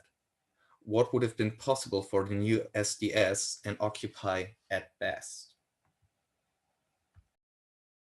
Again, like in the order of speaking, if you want to contribute. Sure. Lucy, what I saw in my experience of SDS was, not until the very end did the sectarian groups tend to try and take over, and they eventually did take over. And I think you can interpret that as sort of a principled decision on groups like the ISO, which did have large youth members. So it was constituted as an official student group on most campuses where it existed. We got rooms, I mean, very similar to Platypus, funding for our events, all that. In terms of what the relationship was. There was a small faction. I mean, at the height of the SDS, right when Platypus was involved in it for the conventions that we had already begun involvement with. I mean, there was a faction of a particular sectarian group that somebody can name check me on because it's escaping my memory now. But the larger sectarian groups were, they were competing for membership. And in my mind, it's the ISO on the DePaul campus in Chicago. They didn't just roll into SDS, they had their own youth organizations. What the potential was of SDS, I mean, you can sort of see where the endpoint was. I mean, it got a lot of people experience in door knocking, canvassing, organizing that now belong to the DSA and are really the, late 20s, early 30s backbone of whatever organizational structure is there at DSA. I mean, the unrealized potential probably would have been a DSA type organization, or clearly what we wanted to do was understand SDS, and then I think on a far second was maybe try and push the people that could articulate themselves into making it a more political project. But SDS itself never adopted any kind of intent to form a political party, affiliate with some kind of explicitly political organization other than, just generic, anarchisty, lefty principles, just promotion of activism. Thank you.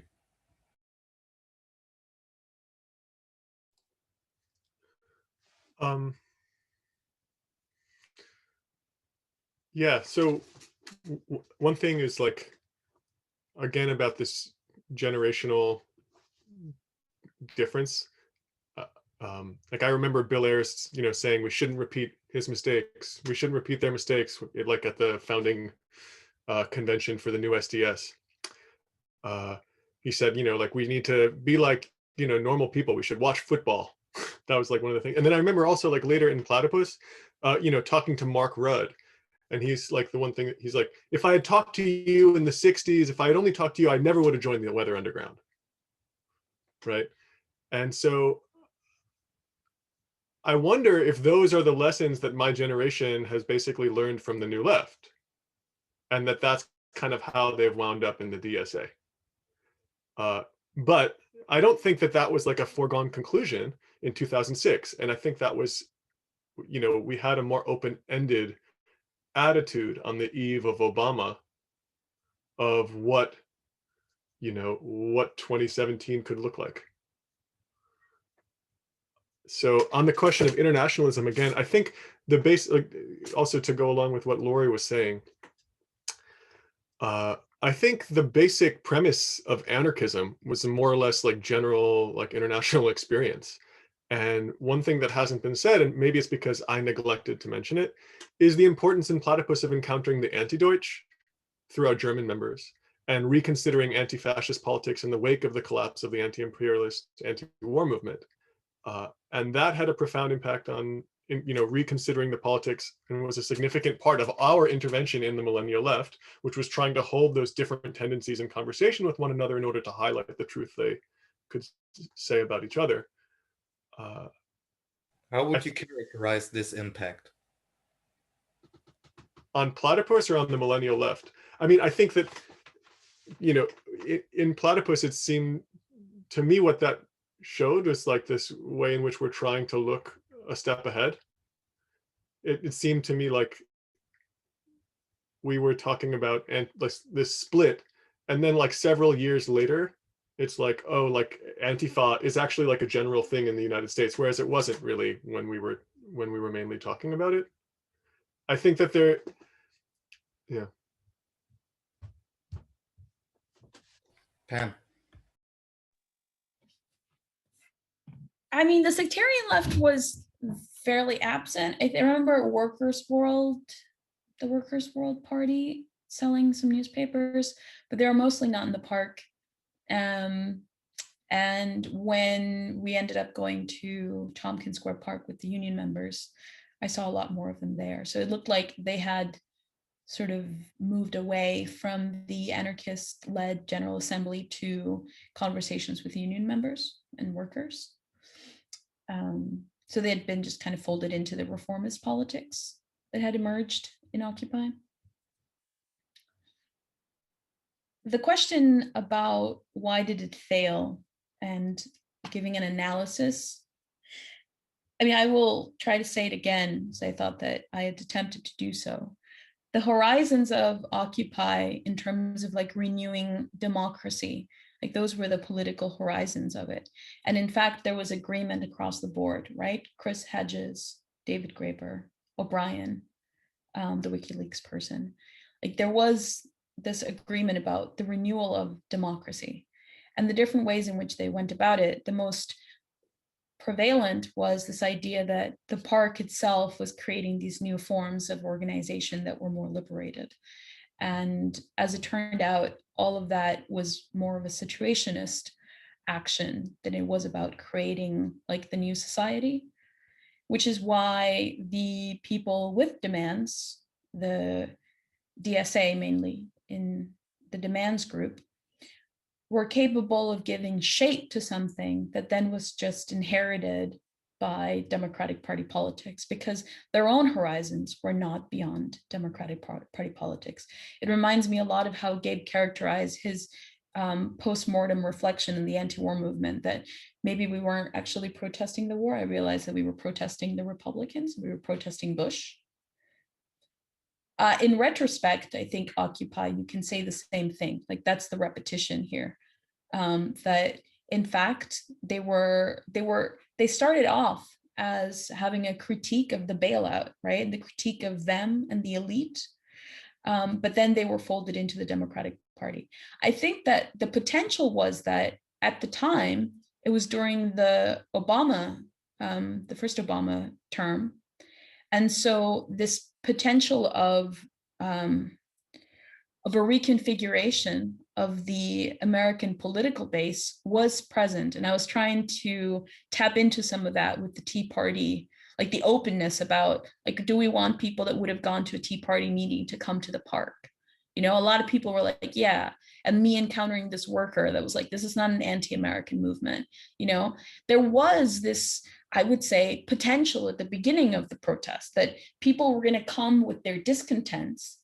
They were not shaped by politics. They weren't expressed ideologically. And then the question is, could people in the park, people in these networks give it a political expression? But the political expression that it took was liberal, like liberal politics and what I called like anarchism and hysterics, right? So it was just folded into the Democratic Party. And it was no surprise that it did so. So I hope that clarifies the issue of an analysis. It wasn't as if the horizons were like socialism and then it failed, you know? The horizons began as like democracy, like real democracy. We need like a true Democratic Party. And Jesse Jackson was like, we're here, man. We're it.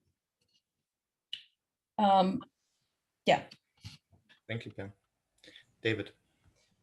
Yeah, I would agree with what Pam has just said about the nature of Occupy as being broader than the existing left and appealing to social discontents we did see play a role in a political realignment in the 2016 election, right? That could have played out differently. I mean, and I think Pam is also right to say that the horizons were not clear and it was I think the same I wasn't around for the anti-war movement, but I think the same thing could have been said back then, that it wasn't clear that the horizons were socialism or something, but rather the horizons were like, well, what is the left, right? At least that, I mean, maybe that's me getting this history from Platypus, but yeah, I would say that by contrast, with the DSA, Bernie, and Momentum, I mean, these groups are beholden to, trying to like elect progressive liberals, right? And I think that, and I think that the DSA and Momentum are a little bit different, and Bernie is also a little bit different than the DSA. But I think that what they do share in common is a common history in the kind of mounting, accumulating ideological obstacles and thought taboos on the left. And there's a way in which these thought taboos on the left have a real force and actually diminish and block real possibilities. And, I don't think that deciding to kind of like grow up and get serious and cash out, this is how the Millennial Left describes this moment of the post-Occupy period to itself. And kind of work with the Democrats or like work with work with reality and like do real politic. I think that that's like an abandonment of recognizing possibility, and the kind of break from the failures and defeats of past generations. And again, it's a kind of like Bernie Sanders originally was, like his original kind of motivations were different from what they were in 2016. And in 2016, he seemed to be much more like the Jesse Jackson Rainbow Coalition campaign in the 80s than what he was trying to do as like a socialist mayor in Vermont, which is it was just a different kind of thing, like deciding that you're going to run as a Democrat, and to try and like bring people's votes in. I think one of the elephants in the discussion perhaps is like Occupy not as anti-Republican, but rather as anti-Obama. And I think that Trump's support and basis was this kind of anti-Obama discontent with Obama. That's what pushed him over the edge in 2016. And I think that from the get-go with the DSA, I guess the DSA is kind of, the way we think about the DSA needs to be clarified, because the DSA really didn't blow up until after 2017. People joined the DSA en masse and the SPUSA en masse after Trump was elected, out of some like just intuitive disgust or like just intuitive progressive liberalism reaction against Trump, right? They're sore losers. Yeah, and the Bernie people who were people who the kind of crossover between Tea Party and Occupy, like the liberals who were discontented with Obama, many of them supported Trump, and they became depoliticized and through that election. So those people were kind of off the scene, and they weren't really organized by the left or approached by the left, and that wasn't really factored into the left strategy. I guess the calculation, the left's idea is its own self-understanding of what it was trying to do at that time with like Sanders and later with the DSA, it was not engaged with the kinds of questions and like that in the same way that it was potentially during Occupy and the anti-war movement. Hopefully that's clarifying and I haven't further mystified it, but I feel that there's a difference. I do feel that there's a difference. Thank you, David. Yorgos. Yeah, I don't know if I have a lot of things to add. Many things were already mentioned, especially by Pam. Just one analogy I would like to bring: the fact that in the Occupy Wall Street and in the square movements and indignados, there was a preclusion of the political parties or political organizations was very indicative. I mean, of the orientation of this discontent. It explicitly wanted to stay of the traditional political discourse. Now, this in fact was an advantage and a disadvantage at the same time. It looked like the idea of we are the 99% didn't go anywhere because you cannot organize the 99%. I mean, in terms of achieving a political goal, claiming the 99% is just a delusion. Only just a comment on this. And what I would like to say in general is that, and Chris likes to mention this all the time, especially during the last 2 or 3 years, and during the whole Trump presidency, is that we have reached, so to speak, a lowest common denominator, and which is Democrats, nothing but Democrats. This is the lesson that we, in a accumulative way, we have learned, and it seems very oversimplifying sometimes, even you know, drive us mad to listen all the time, Democrats, nothing but Democrats. Okay, but it's a pedagogical claim, and it should be taken in this respect. So the question is, this oversimplification into this sentence, Democrats, nothing but Democrats, is the true outcome of the preceding historical period. I mean, the death of the millennial left equals the Democrats, nothing but Democrats. I mean, this is the important question that needs to be answered. And it needs to be answered because it looks like all the qualitative elements of any political discourse are thrown away. I mean, and it's a real task to confront this sentence in a very, I don't know, in a thorough way, although it's just a sentence.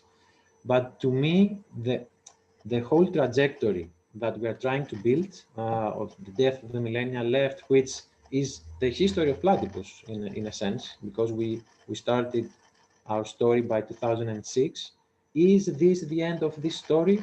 And if it is, in which sense, I mean, we in Platypus can use it as a way not of foreclosing possibilities for the reconstitution of a possible Marxist left, but yeah, but as a lesson that could be productive in a sense. And we always talk, especially among the Greek members, if this is reductionist. I mean, everything that we say, I mean, every kind of aspect of political discontent, from identity politics, from feminism, LGBTQ in general, is this being reduced to this sentence, Democrats, nothing but Democrats? Is there a symptom at all for us? I mean, I don't know if this is a shift to what it was raised, to the question in the chat, but for me, this is the most important thing that needs to be addressed by this history, and if this history is productive or not. I mean, in the sense of our project as a Marxist project. Thank you. Okay, I'm going to read another block of questions, which are closely tied to each other, but we're already in 2 hours and around 10 minutes. So I'd like you to answer to the questions, but keep it rather brief, because we also have another question, which Andoni is going to ask you, and then I would wrap it up. Okay, so concerning these questions, Doug asks, as the speaker observed, Platypus has done well describing, but less well predicting, the continuing evolution of the dead left. We American millennials, who have never joined or harbored any interest in joining bourgeois political parties, are at a perpetual crossroads. How is the party question related to the more positivist half of the Platypus motto, long live the left? Jara Handala asks, she says that contrary to what David says, she thinks the weekly worker, the Labour Party Marxists conspicuously failed to engage with momentum. So how does David and others think professed Marxist groups should engage with left social democrats? I'll tie this together with another remark by Aaron Haygood, because all of them seem to focus around similar content, even though they branch out in different directions. Aaron writes, I think part of the question about whether the millennial left was international is whether the millennial left actually attempted to provide coherent explanation and leadership for global politics. The answer seems to be pretty obviously no. And so one has to wonder what posterity will be able to learn from the millennial left. In some sense, wouldn't we want younger people to forget about this story? The question of the difference between the new left and the millennial left should be disciplined by asking what can actually be taught about it. How can we learn from the millennial left but not be transfixed by it? I think this is related to the question of standing at the crossroads. Nick.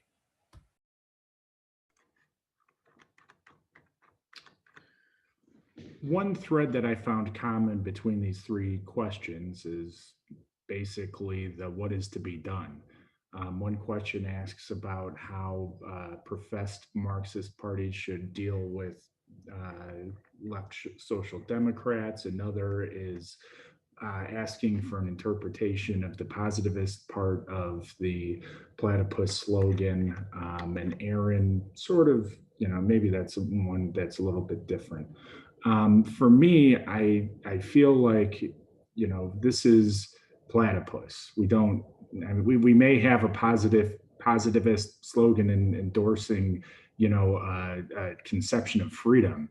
But in terms of practical activity, we're here for historical consciousness. And our gamble is that there needs to be some kind of remnant of historical consciousness if Marxism is ever going to be revived. We've tried other projects, notably the Socialist Party USA, the Campaign for a Socialist Party. That's a separate project with many similar members or much overlap in membership. For me, I did raise the question about trying to, foresee some kind of change or development in the left. And that's something historically, we tend to be the most accurate group on the left, which is, the reason why I'm still engaged in it, in describing what's going on, identifying what's going on once we're already there. But we haven't yet been able to sort of project into the future very far in terms of what the next development's going to be. What we can gain from understanding from the millennial left. I mean, I think Aaron means forgetting as in the Nietzschean sense that, you need to forget to overcome, to act. And I wouldn't disagree with that. And I don't think she means that we need to just banish this moment or the past 15 years from consciousness, because that's, the words of our Greek comrade on the panel were, I think, very well put when he was discussing what does it mean when we reflect back on, the millennial left as being nothing but Democrats. We do need to understand, whatever's left of the left, what are the conscious, how do we digest the history? And, unfortunately, I don't have a spectacular answer or marching orders, for the Campaign for a Socialist Party. Thank you, Nick. Gabe.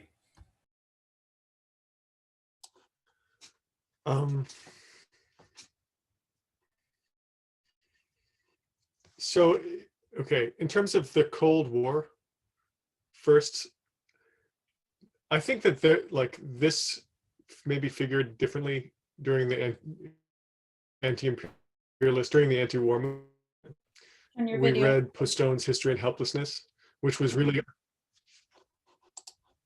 okay, I'm going to say what I just said one more time. Sorry about the connection. So in terms of the Cold War, we early on during the anti-war, anti-imperialist moment, we read Moshe Postone's History and Helplessness, which I think it was a critique about how the existing sectarian left with their quote unquote anti-imperialism was really just, uncritically continuing a Cold War framework that didn't make sense anymore. And so I think that's important. And maybe there's a way in which that is less the case now. that doesn't, there isn't really, the same kind of anti-imperialist politics. There isn't really anti-war politics, despite the fact that the wars are all continuing. So it's not like that it's not like materially that any of that stuff has actually changed. It's like, it's more like at the level of ideology and politics that there's been a shift. In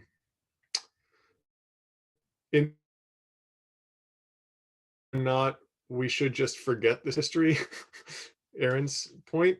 I think that that was also part of the kind of, initial gamble of Platypus, which was that, okay, well, the collapse of the Soviet Union, the collapse of all of the,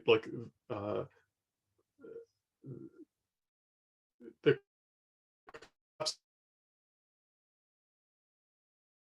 You're breaking off again, Gabe. new politics. So I'll just say that it was at the early moment of Platypus that the thinking that, okay, the collapse of the left means that there could be a possibility for something new to emerge.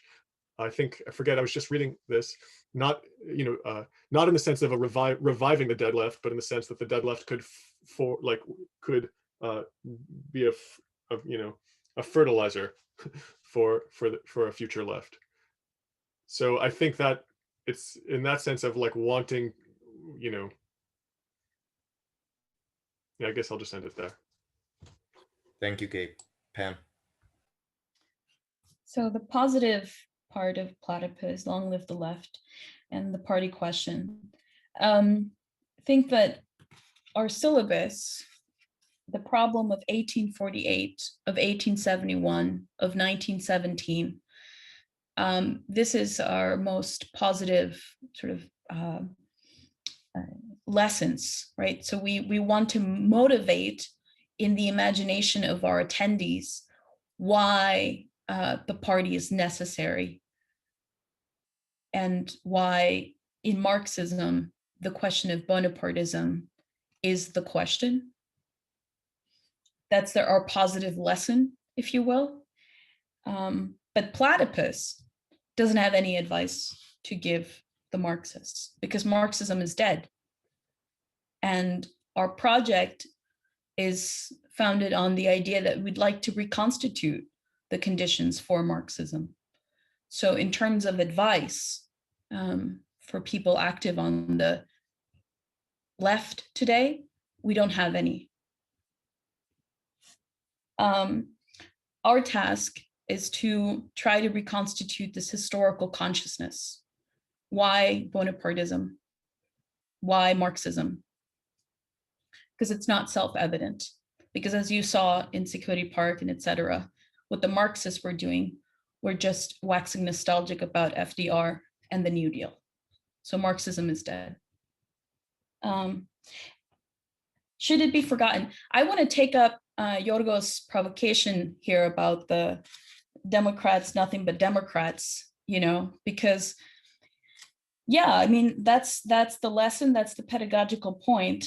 And then it means that the exhaustion of the problem of Bonapartism that maybe we could glean from the history of the 1970s is just kind of eclipsed by the repetitions of this post-political again and again.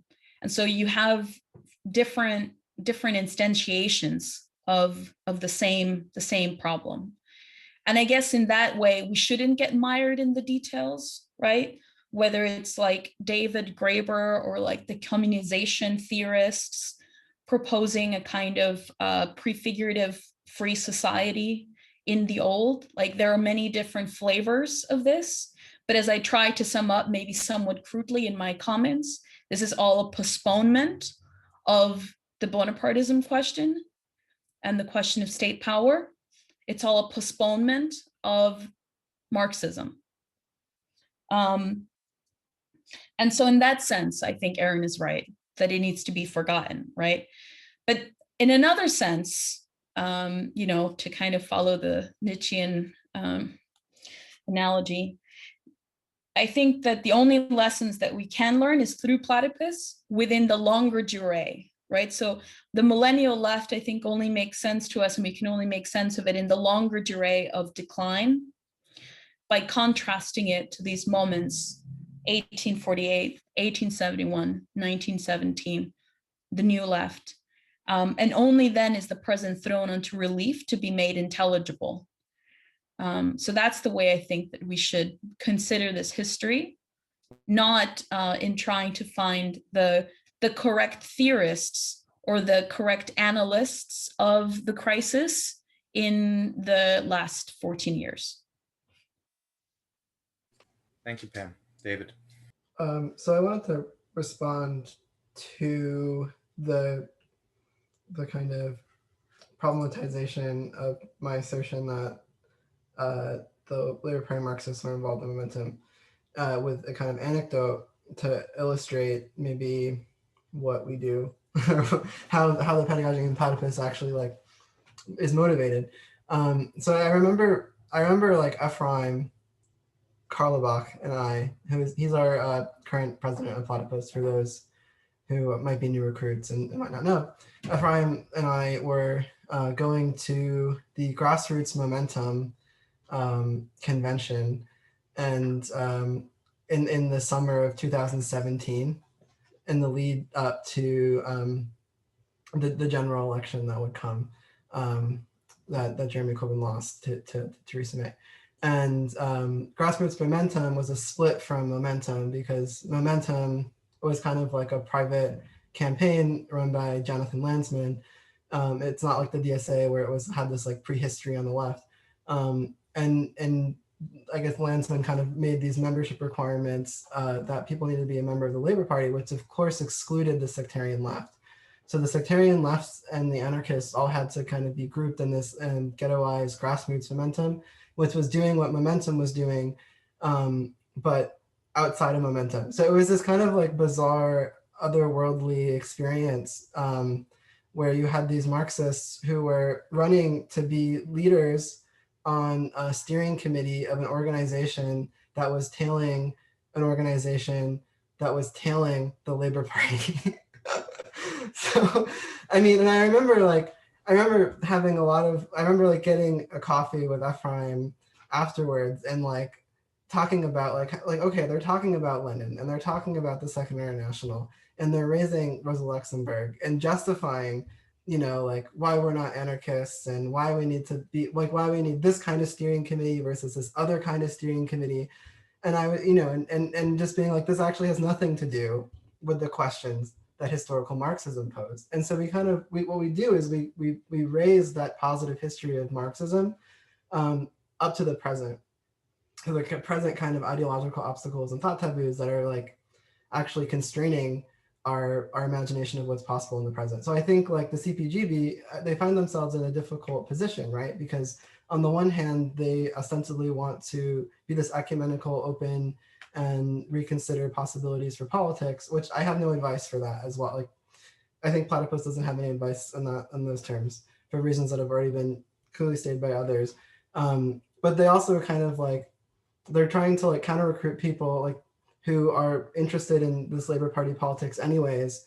And so like, they just kind of appear to be cranks to their new people. And then the people who come around are like me and Ephraim, and we're like, Jack Conrad, why are you doing this?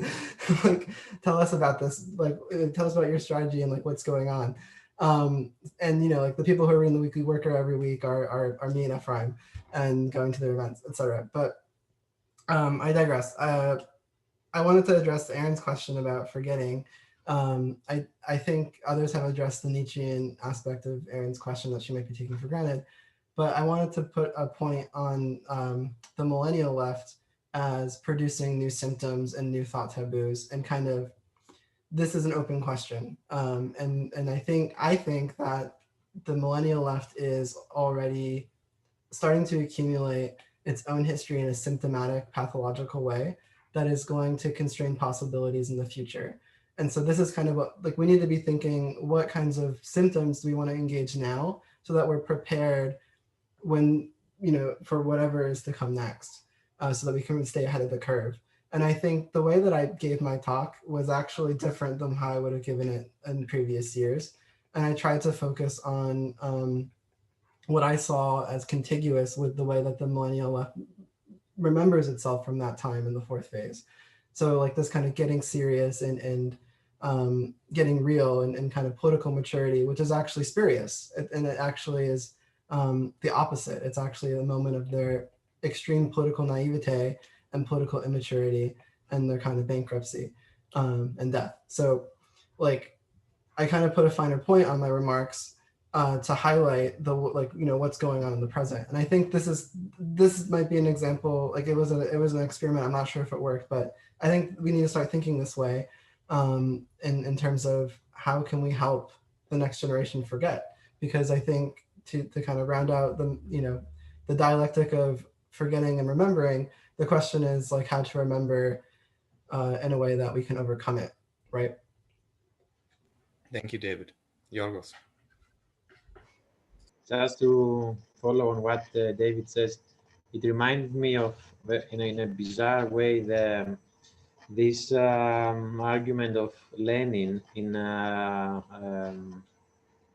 Revolution, State and Revolution, where he says that people will learn freedom and it will become a habit, so they will not need to overcome the obstacles that the bourgeois society and the value theory, the value system has imposed upon them. It is as if with the millennial left, we have habitualized non-freedom, or we have habitualized the oblivion of freedom. This is something that we're trying to raise as an awareness. Now, concerning the question if the millennial left should be forgotten, or I don't know, in this sense, should the new left should be forgotten? I mean, was the new left, I mean, a development in the consciousness of the left or of the transition of the world into socialism? I don't think so. Maybe we need to go all the way back. Where? Because from 1948, we see a constant decline. I mean, it's a form of, and this is a question, I mean, in many ways, I think we have not addressed that much. And what question?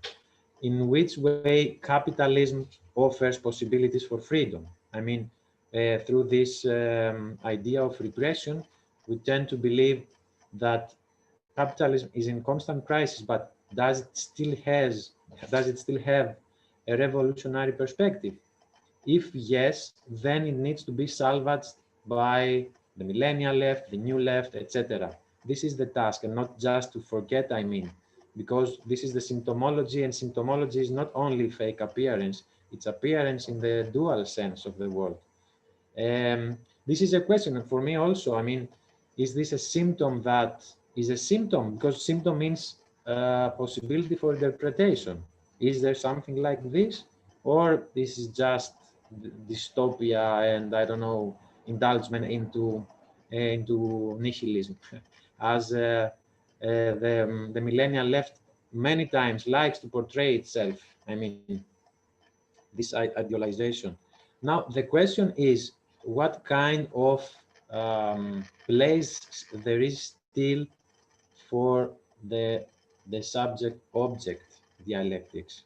And that means, in what way, I mean, the post-political era of 1990s and 2000 has inherited to us, in the sense that if you talk about a subject, then it's like a scarecrow, or it's scaremongering. Everybody's will put the argument of authoritarianism. We are not afraid of dealing with this question. But if I can formulate it in this way, is there still a possibility for political agency in the way we used to conceive it in the old left? I mean, this is a crucial question for me, and in that sense, it goes hand in hand with the interpretation of the possibilities of nowadays capitalism, because we focus a lot on the Kolakowski. We keep repeating that the left is about ideas, the idea of freedom. We relate that to bourgeois society. And the answer is, I mean, is pending. I don't know, but still the question is formulated: is there a way for political agency nowadays? And is this the party? because we keep talking about the dictatorship of the proletariat, but I mean, is it through the party? And what kind of a party is this? If we had answered this question, we wouldn't be in Platypus, I guess. We would do more actively political work. Yeah, this is my comment. Thank you. So we'll end this with a rather broad question about the ideology on the left, and it's following up to Yorgos' questions and points. And after I read it, I would like Mike to please unmute Andoni so that Andoni can pose his question, which will return a bit more to the question of how Platypus evolved through this time. So the last question I'm going to read is by Wyatt Werlin. Wyatt writes, in many of these stories, it seems that from the beginning of the Millennial Left, even among the anarchists, the question of freedom was totally ignored. Was it ever really worth the time to deal with them? Was there ever even any potential here? Was this doomed from the start due to the ignoring of this key question? With that, thank you, Andoni. There we go. Hi.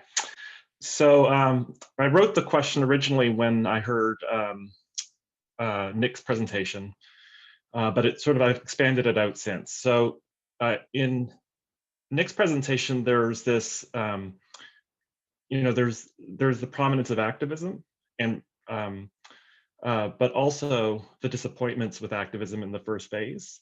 And I recall in the first phase having a conversation with Cam's brother, Ryan Hardy, about why he joined Platypus, and it was disaffection with the anti-war movement, something that came up also in Gabe's comments. And reading people like Christopher Hitchens and Fred Halliday positively, which I have to admit I also did. But the other point of that phase was, there were a number of people who recruited to Platypus who were activists, and which is remarkable because we no longer really recruit from that in that way. I think that was really kind of unique to the first phase, or maybe it wasn't. And so what I wanted to ask the panelists was how the influx of participants in the various phases have conditioned the pressures and opportunities and distortions potentially about Platypus. More specifically, how might the various elements of the triple knockout blows to the millennial left activism, Obama, Sanders, and Trump,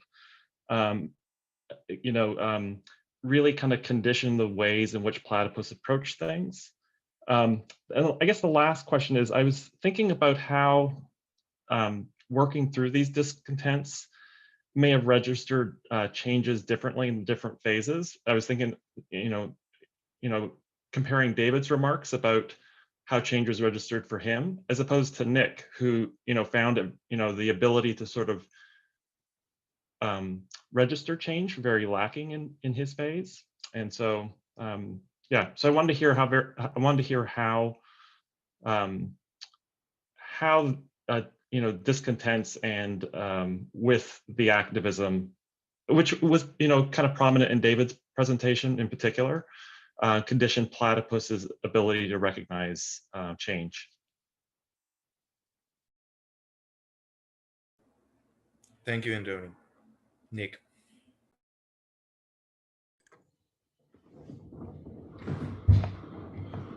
Let me try and address the question you read, Stefan, first from Werlin. In terms of engaging with people with no historical consciousness, I mean, and I'm relating your comment about the notion of freedom to being historically grounded, right? I mean, Platypus takes on the Marxist tradition of bourgeois liberalism through history. I mean, as Pam laid out in her response to the last question, whatever positive program Platypus has is founded upon a historical understanding of the events of the 19th century into the 1917, the key dates, 1848, 1871, and 1917. And all those are enmeshed in a historical consciousness of bourgeois liberalism. What effect does that have on our organization when we're no longer interacting with activists that don't have the kind of historical background? I feel like Andoni, and now I'm mixing up the two questions, but they both kind of get at the same point in that, how do we as an organization interact or recruit people without that kind of background? What do we do now that we have had a couple generations of new participants in the project that are more, traditionally educated in the historical background? How does that affect our organization?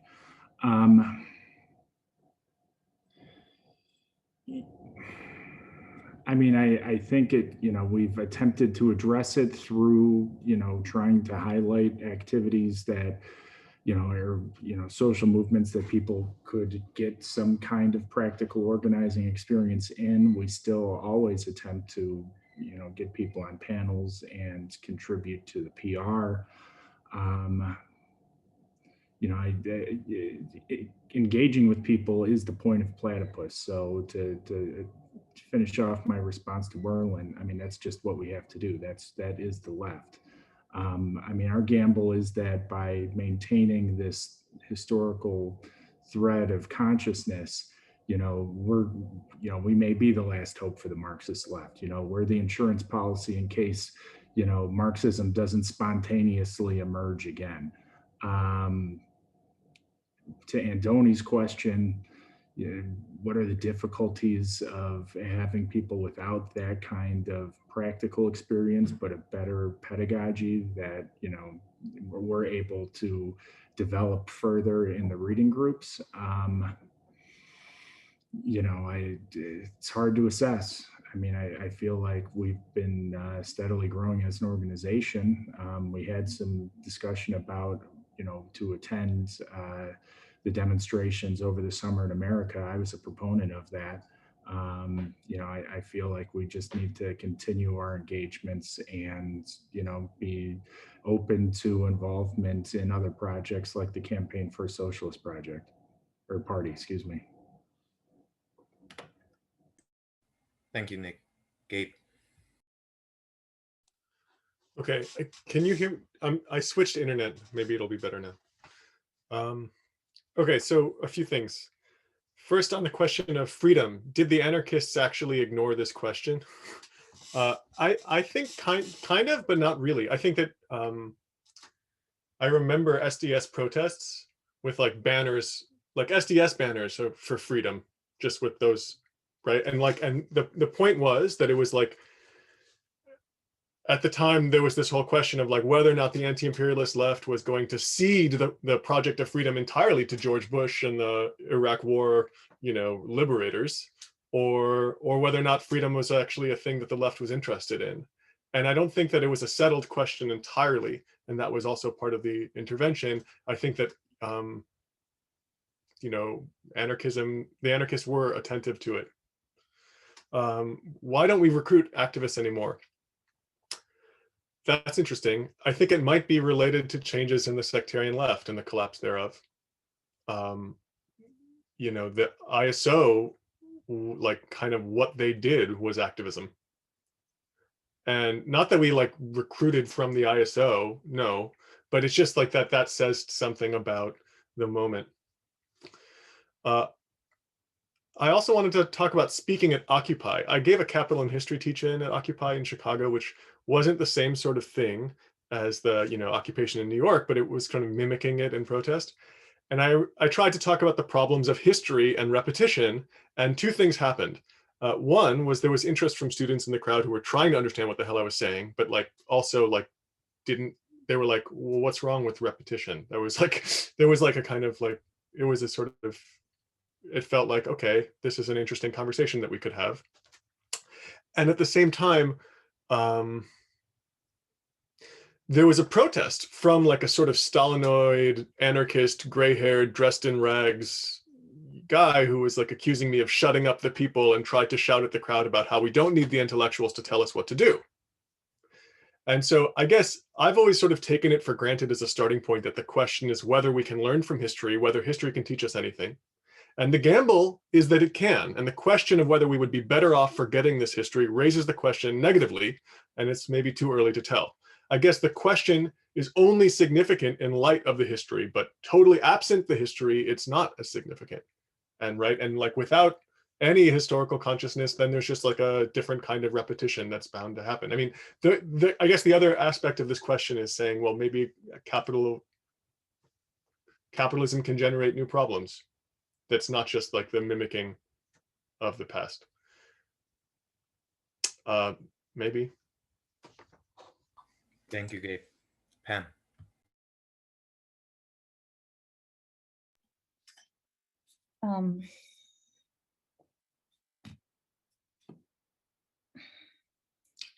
I mean, on the freedom question and whether or not it's a waste of time or something like this,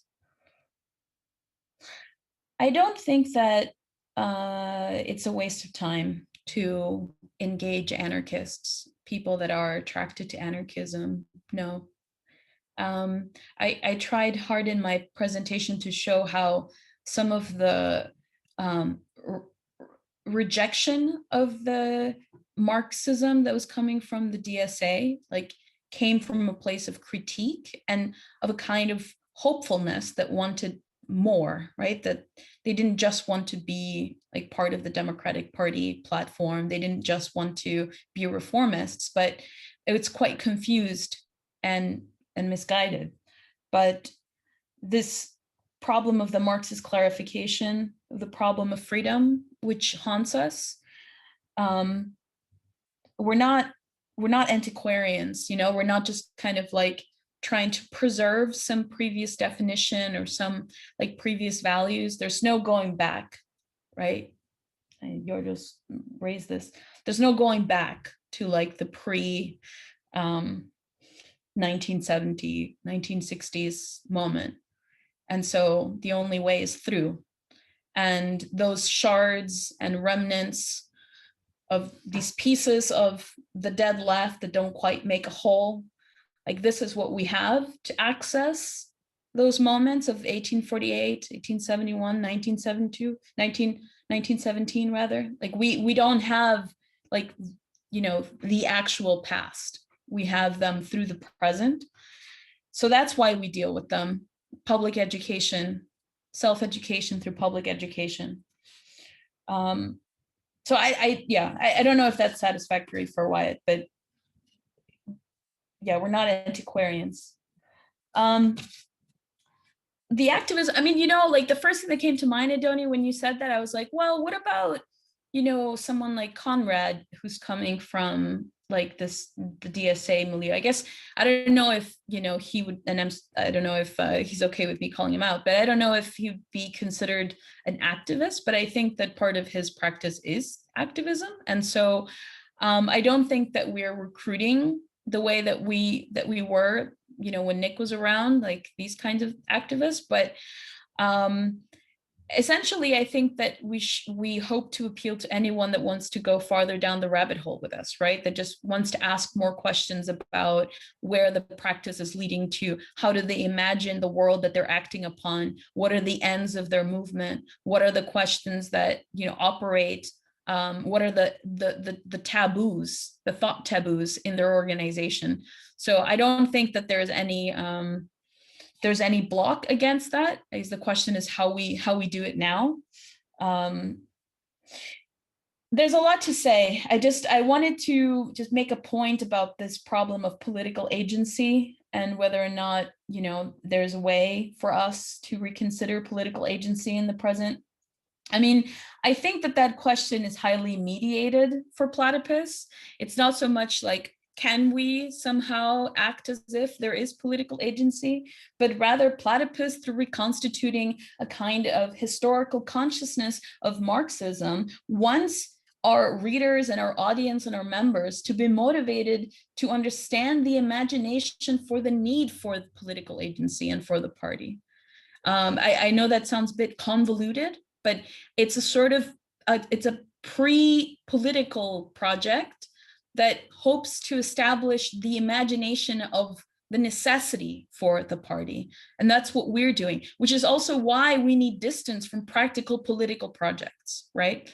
Because there will be many attempts and failures at the party, at the labor movement, by well-intentioned, smart people that we also need to be protected from, because our own project requires a kind of pedagogical discipline and preserve ourselves from being instrumentalized for the many attempts at building the party, the movement, civil society associations, etc. And it's because we're tasked with this issue of the reconstitution of historical consciousness and the problem of Marxism and making it palpable. So that's why we need to mediate the problem of political agency through our practice in this way. Thank you, David. Well, I was mentioned by Anthony and I think I was asked about whether I thought my experience with activism was a factor in my recruitment to Platypus, and if I related that to like Nick and Gabe's experiences.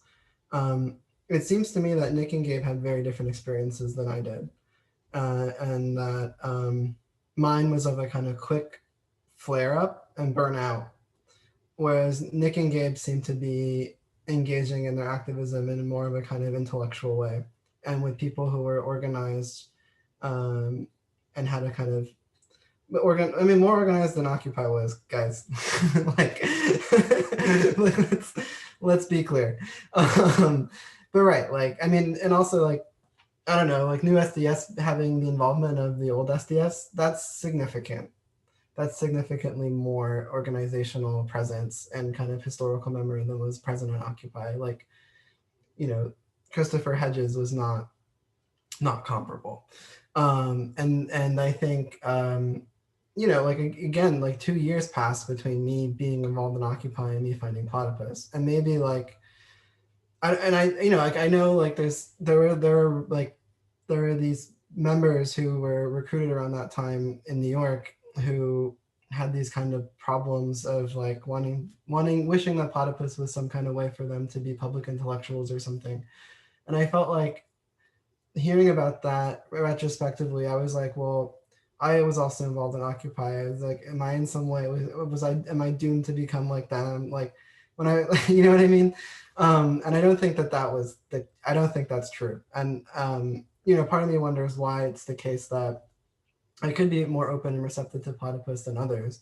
But I don't know if I have a good answer for that. But what I can say is that my interest in Platypus was completely independent of activism.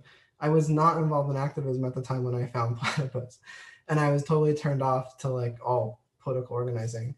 And so like I started reading the Platypus Review. I started taking classes with Chris Cutrone, and I started going to the reading group, which Joseph Estes was leading at the time. And that's how I became involved. I remember the first panel that I organized was on Marxism and anarchism. I helped find panelists for that panel at UChicago.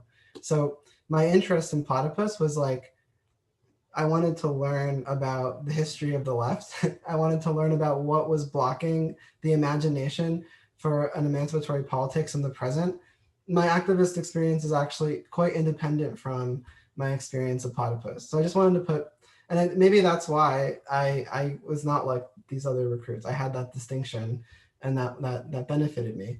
And then there was another question I wanted to respond to. I think Lucy, about the changing phases on the left and the changing phases in Platypus.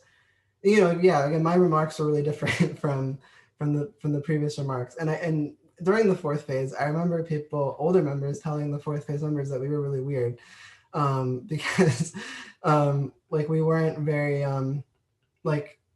we were leading with the reading group at the time, so to speak, and we were very engrossed in the reading group text in a way that I think was not the case in the past. In the past, there was much more involvement with the left, because the left was kind of more active, and it's kind of, and again, like I don't mean I just mean it was more, there was more activism, there was more pseudo activity going around, so we could engage more. And so there was more of us kind of leading, like trying to turn our pedagogy outward, doing a lot of teach-ins, you know, a lot of articles by members in the PR and that kind of stuff. So there's this kind of internal inward turn. And that's kind of why I pulled up the Hamlet analogy, right? Like this person hand wringing and kind of like constantly self-doubting and then trying to like do something and then again doubting oneself. I mean, that's kind of what it felt like on the left in general, but also within Platypus at that time. And I think, again, like not to I don't want to like reduce everything to that psychological level, but just to be aware that that was a palpable factor. And again, I think that taking that opportunity of the doldrum to kind of discipline ourselves and dive deeper into an education on Marxism that addressed the questions that were being raised in the present allowed us to grow the project, to learn about what pathologies were emerging on the left. And when there was this sudden crisis and change on the left in response to Sanders and Trump, et cetera, we were well positioned. We were way ahead of the curve, right? I think way ahead of the curve. So yeah, like I think, I don't know. I think that that's kind of the ethos that we should be carrying with us into the next year. And I think if the people who recruited during my phase have something to offer, it's that kind of sense of discipline to the project. And yeah, I guess I could comment on the issue of like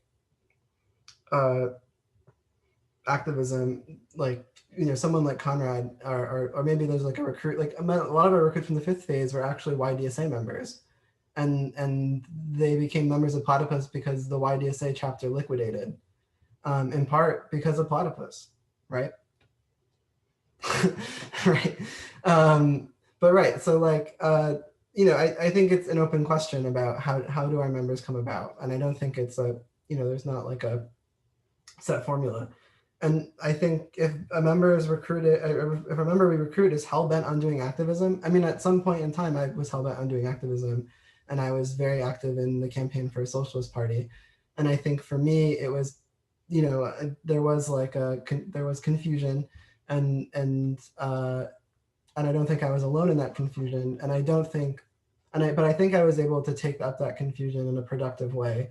For instance, I helped host like the Crisis of Neoliberalism panel in Vienna, and I helped host like the What is Socialism panel at the LSE, and I was involved in the international conventions. So I tried to take the questions that were coming up for me ideologically through Platypus, while at the same time, you know, I was making flyers for the campaign, and then when I was in Chicago, I was like doing stuff for the campaign. But for me, it was very separate. You know, I tried to keep it separate from Platypus because I think they're just very different projects. And I think Pam is right. Like, they're independent, and the success of Platypus depends on maintaining that independence.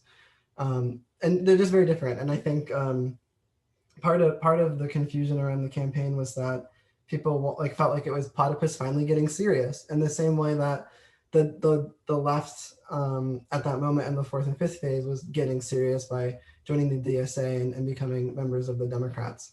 And I you know, I remember just a lot of pointless arguments on the SPUSA listserv with like Greg Lucero that I wasn't involved in, but where it was like, you know, like we should take like the Western line on this issue. And it's like, they just want to like have a table and pass out flyers at this immigration event, man. Like, let it go. So basically saying like the ideological questions that we would want to pose to someone like Greg Lucero couldn't be in that context. So conflating the two projects was not great. And hopefully I'm not distracting from the conversation about Platypus by sharing that, but hopefully I'm shedding light on why it's important to keep those two projects separate. And with that, I'll let Jorgis go. Sorry. Jorgis. I don't know, I'm a little bit confused. I don't know what are the questions raised. If I get Antoni's question right, maybe I didn't understand it. It was about Platypus being able to recruit activists? What are the occasions for doing that? Or do we need activists in order to understand our current situation? What exactly was the question? Because otherwise, I don't have a lot of things to comment on the issue of recruitment, since in Greece we do not recruit anymore. So I don't know what it feels like.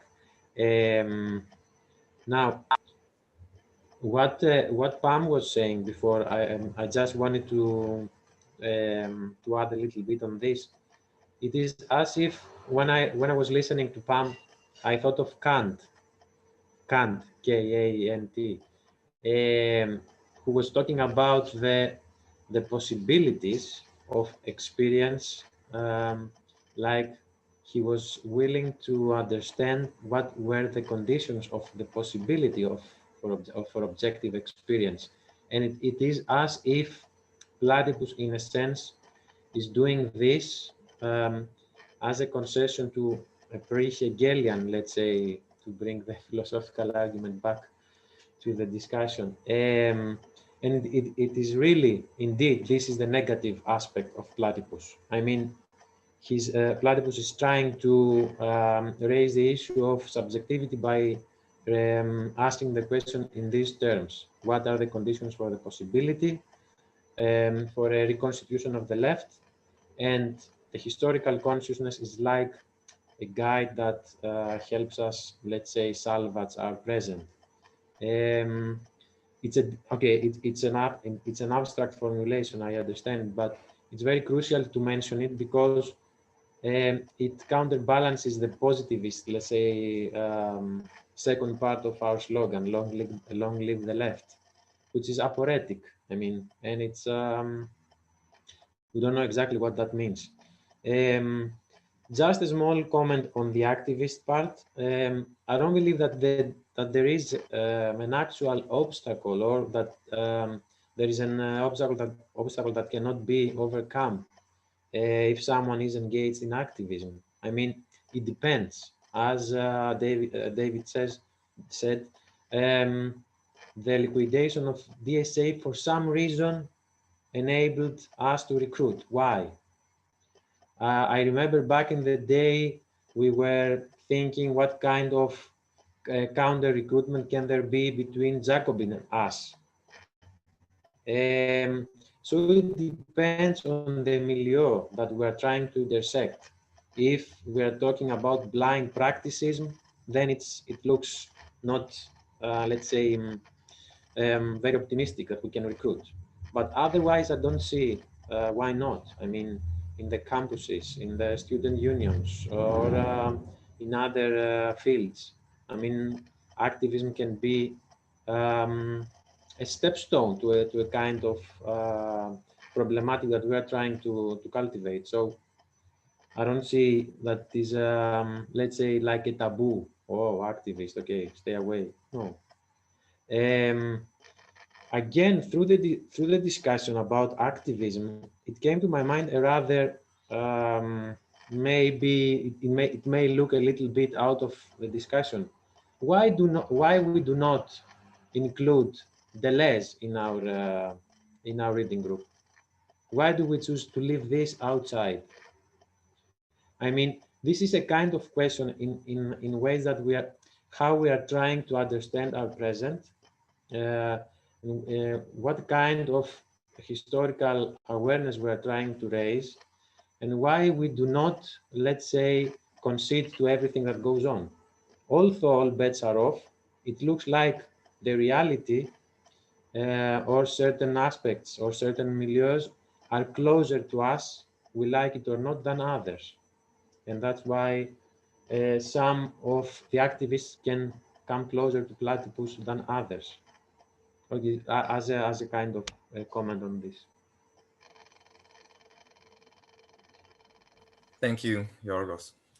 So with this panel, we conclude the open part of 2021's Platypus Convention. I hope this is the last time we see each other online for a convention. I really, really hope so. Thanks all of the speakers for participating. Thanks all of the participants. Join Platypus, hop on the tripod near you, visit us at platypus1917.org. And again, see you again soon in real life. Thanks everyone. And join the post discussion. Of course. Bye. Bye. Bye. Bye.